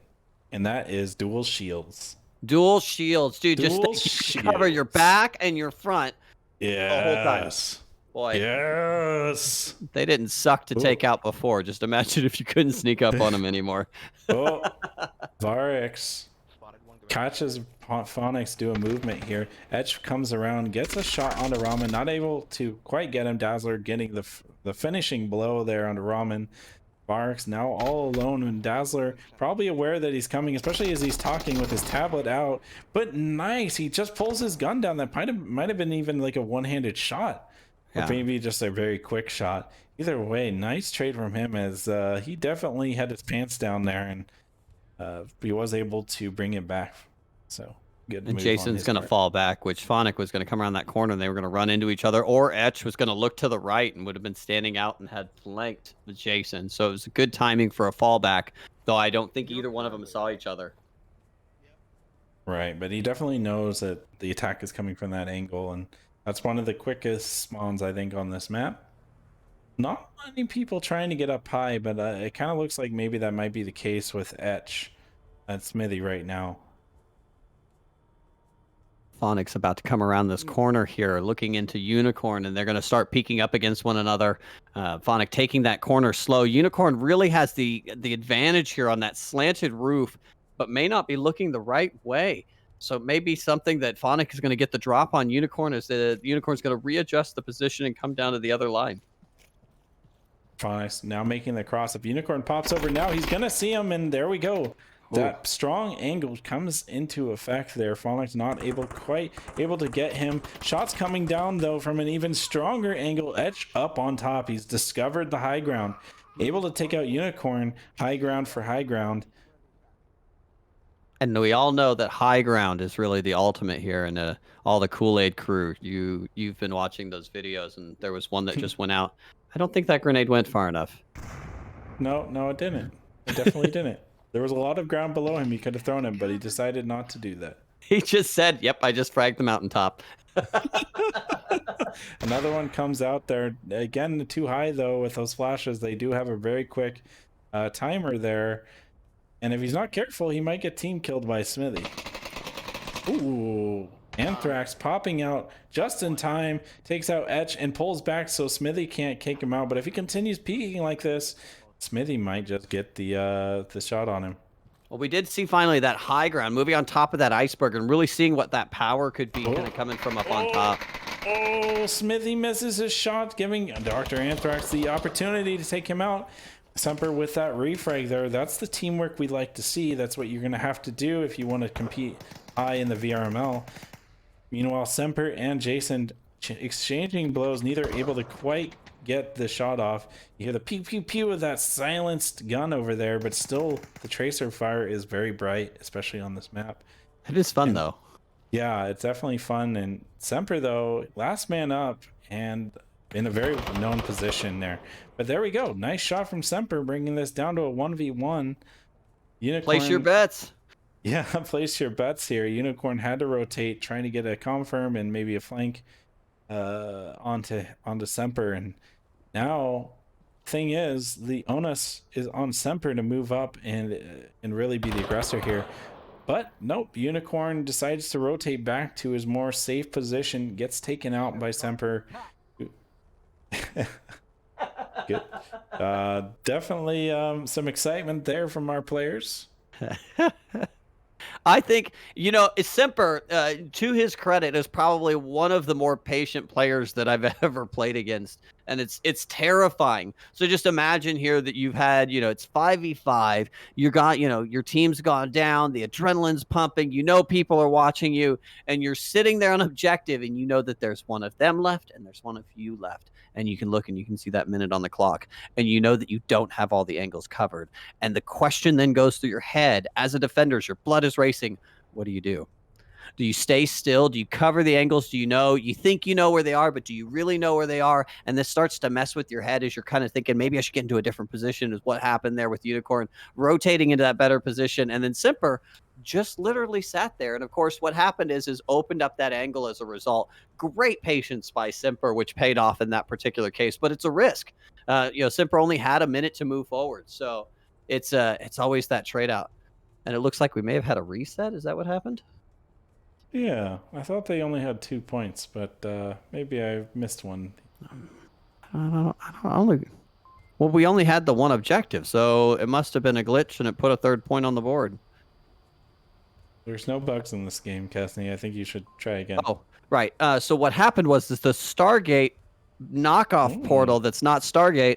We'll say the Star Trek portal opened Star Trek up. portal, excellent. And it opened up because the ring, that's what it does, is you open the ring, and then at that point, boom, it puts a random point on the board. Boom. Is that better? It's totally better. I'm sure Star Trek has less IP attached to it than Stargate. Crap. There we go. This is an interesting objective. I've actually never played this one. There's only 2 entrances in, but they are, well, one of them is quite wide, being in an aircraft hangar. And there's a lot of interior cover within all these boxes in order to sneak around and maybe sneak in and get a cap on the backside, for example. I think that's close enough on this kind of back angle here. Reminds me of Snow Peak. It was a map that was removed not too long ago because we had taken on, it was the Oculus, and trying to get that community to expand. And it's just a little too big for the Oculus right now and the as it sits, but it will come back. But they had an objective similar to this where you had an approach from the front and the back. Oh, and there's an American flag on this side. It's like a hockey game. I don't know if you saw that the other day, but we had the U.S.-Canada hockey game. Wait, what happened? So they're restarting again. They literally did have a bug there, so they did it too quickly. I think they were giving them a point to try and you gotta be more efficient with your team killing. It has to happen after like 20 seconds. Giving them a point doesn't take away the. Maybe they're putting them onto attack. And that's the goal. I don't know what's happening. We're experiencing this with you, chat. If you have any theories, we're open to it.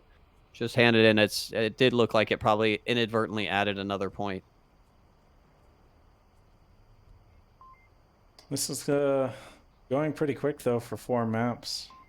It is actually. It's gone long, and it's been exciting play too. I mean, we had a lot of opportunities for caps that were denied, and then we did get one. We've had grenade throws that were like right on it. Is that a slope you can walk up there?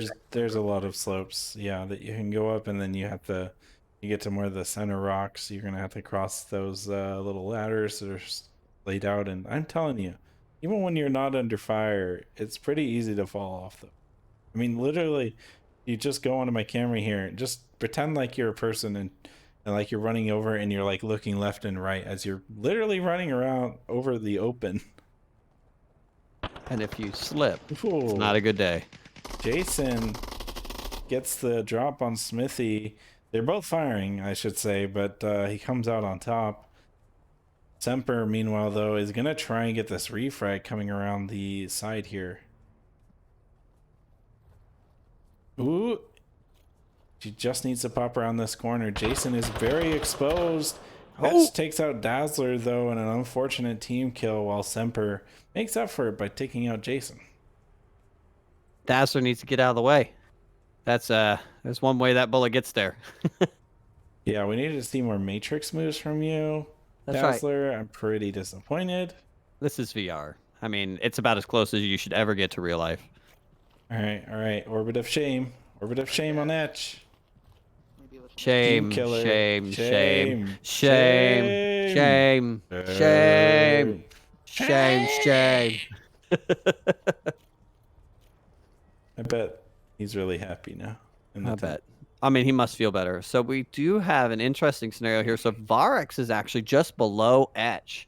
And given that if they kind of approach to that corner, they'd see each other. But that stack up there being as dramatic as it is, they're watching the same angle. And team kill. Oh man. Fox was not happy how his team leader shot Dazzler, his favorite friend, and that's right. When no one was looking, Phonic shot him in the back. Payback's cruel. What can you say? It's Yeah. You shouldn't have killed him to begin with. It's a dish best served cold. Well, because it's ice. Wait, why is everybody unsubscribing? What happened? I'm sorry. Come back.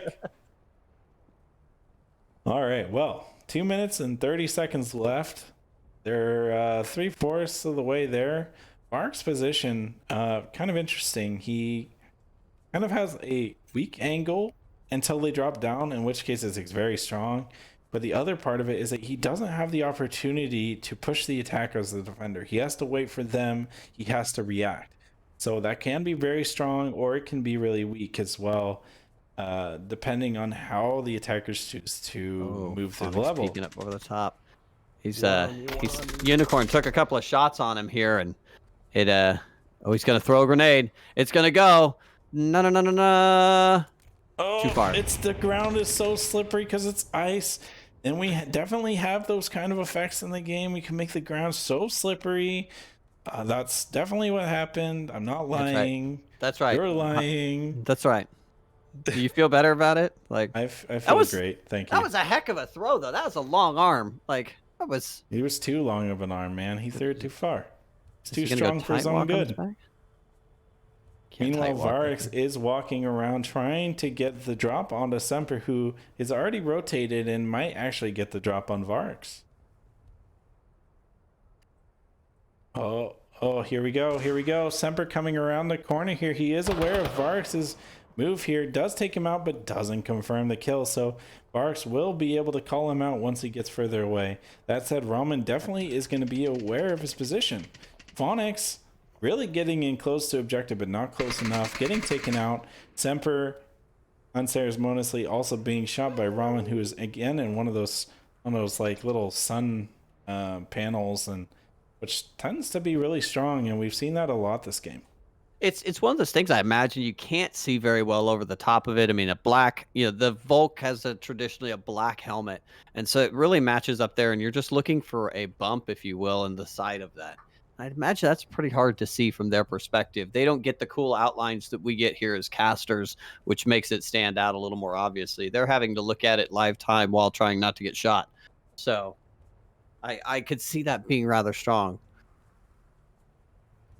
Yeah, this is interesting. Nobody's really going up top. Like, look at this spot right here. This is ridiculous.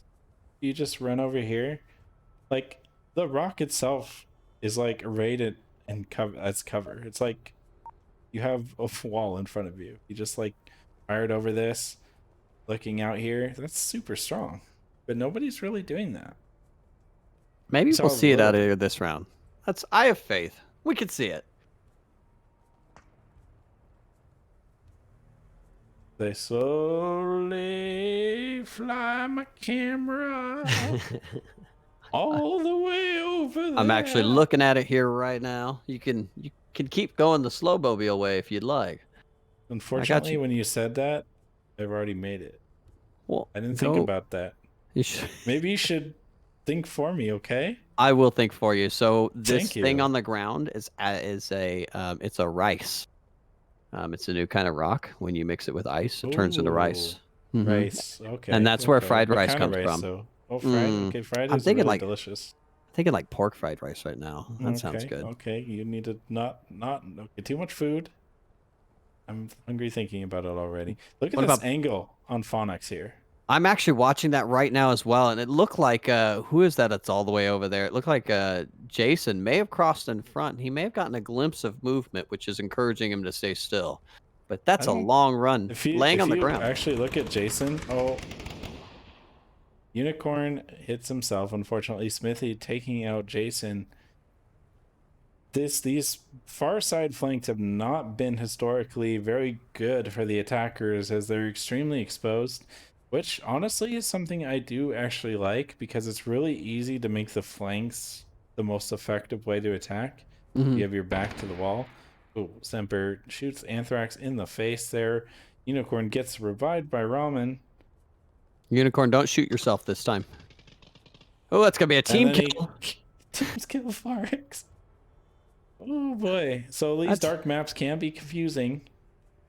They just look dark to them. I mean, look at these uniforms for us, and it's lighter. oh, and Unicorn just fell down and died.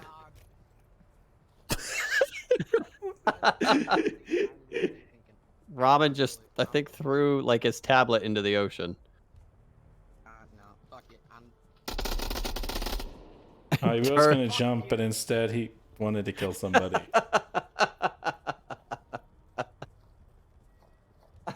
so, ah, fantastic. Good. Confirm those kills. It's something that we have seen a lot of this round, actually, is unconfirmed kills have been able to give away like big key pieces of information. So seeing somebody confirm a kill is good. Definitely something you want to aim to do. Always confirm your kills. It's You only can't even better if make you can steal them. you can't make jokes about Fate anymore because he hasn't been running the LMG. Oh, He's been why? using rifles. Like, He's who been is this using. guy?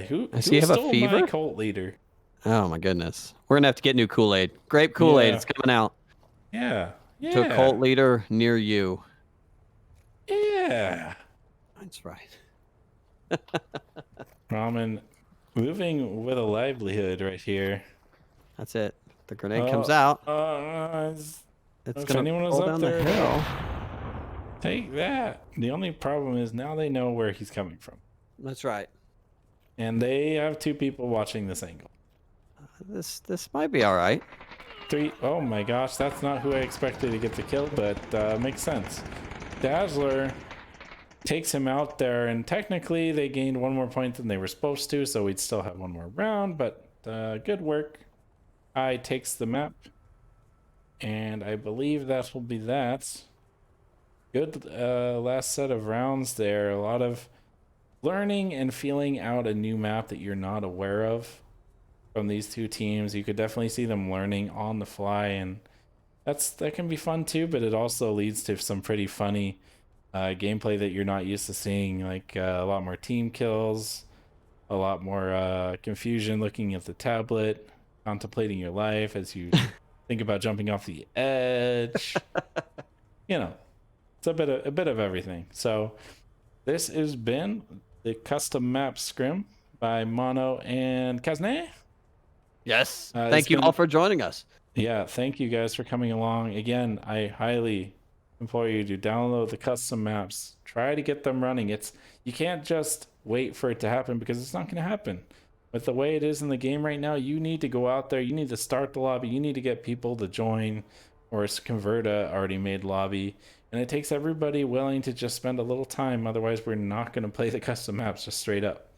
So I hopefully we've been able to give you a view of some of the custom maps that are available, and there's already like 15 more maps or something that are currently available, and there's going to be more. There's a lot of new map makers, a lot of old guard as well, putting out new maps and bringing in maps that were in the previous version but needed converting. So if you enjoyed what you saw today, please do download those maps and try them out. The Also, if you Yeah, enjoyed what you saw today, make sure you subscribe to Mono here so he'll be encouraged to do more casts and we can come along and have some more fun as well. So hit that subscribe button. right. I But got you. mostly the custom scrims are what I'm interested in showing off, especially since we have a custom map tournament coming up Oh. that the mod team is putting together. The VRML mod team. It's going to be a tournament featuring mostly custom maps. So again, if you have, especially if you have experience on those custom maps, please give James Boak your feedback on what maps could be played in it. Any kind of feedback from you guys would be excellent. And again, bring your teams in, sign up. There is, I think, a link in the VRML announcement channel, is my guess. Yes, there is. Okay, excellent. I thought so. Do sign up there. It should be a lot of fun. And again, this is vetting these maps to see if we can play them in a league setting, in like maybe season 11 or 12. And there will, as far as I know, will be a PCVR division for this one because the teams voted on that collectively. Democracy.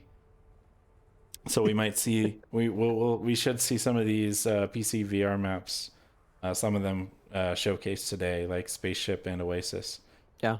Mono's also sponsoring and it. The Hook winner right gets now. $1 million. Well, as long as it's your credit card. It's going to be my credit card, but it's going to be paid with Monopoly money. But cool Okay, fact about that, you can still cheat in a Monopoly game with it. It will work. so that you can say that it's real currency, then, right? That's right. It Grandma's has not having the value. pink 50s anymore. You'll have the Yeah. real dollars. All Are you right. playing in the PCVR tournament? Yeah, yeah. Excellent. We are as well. So There we sign go. up. I can't Join wait to us. club some pandas. I mean, what? Oh, rude. All right. Thank you guys for showing up again. We really appreciate you guys coming along for the ride, and have a good day. Thanks for joining us. Have a good night. Have a good one.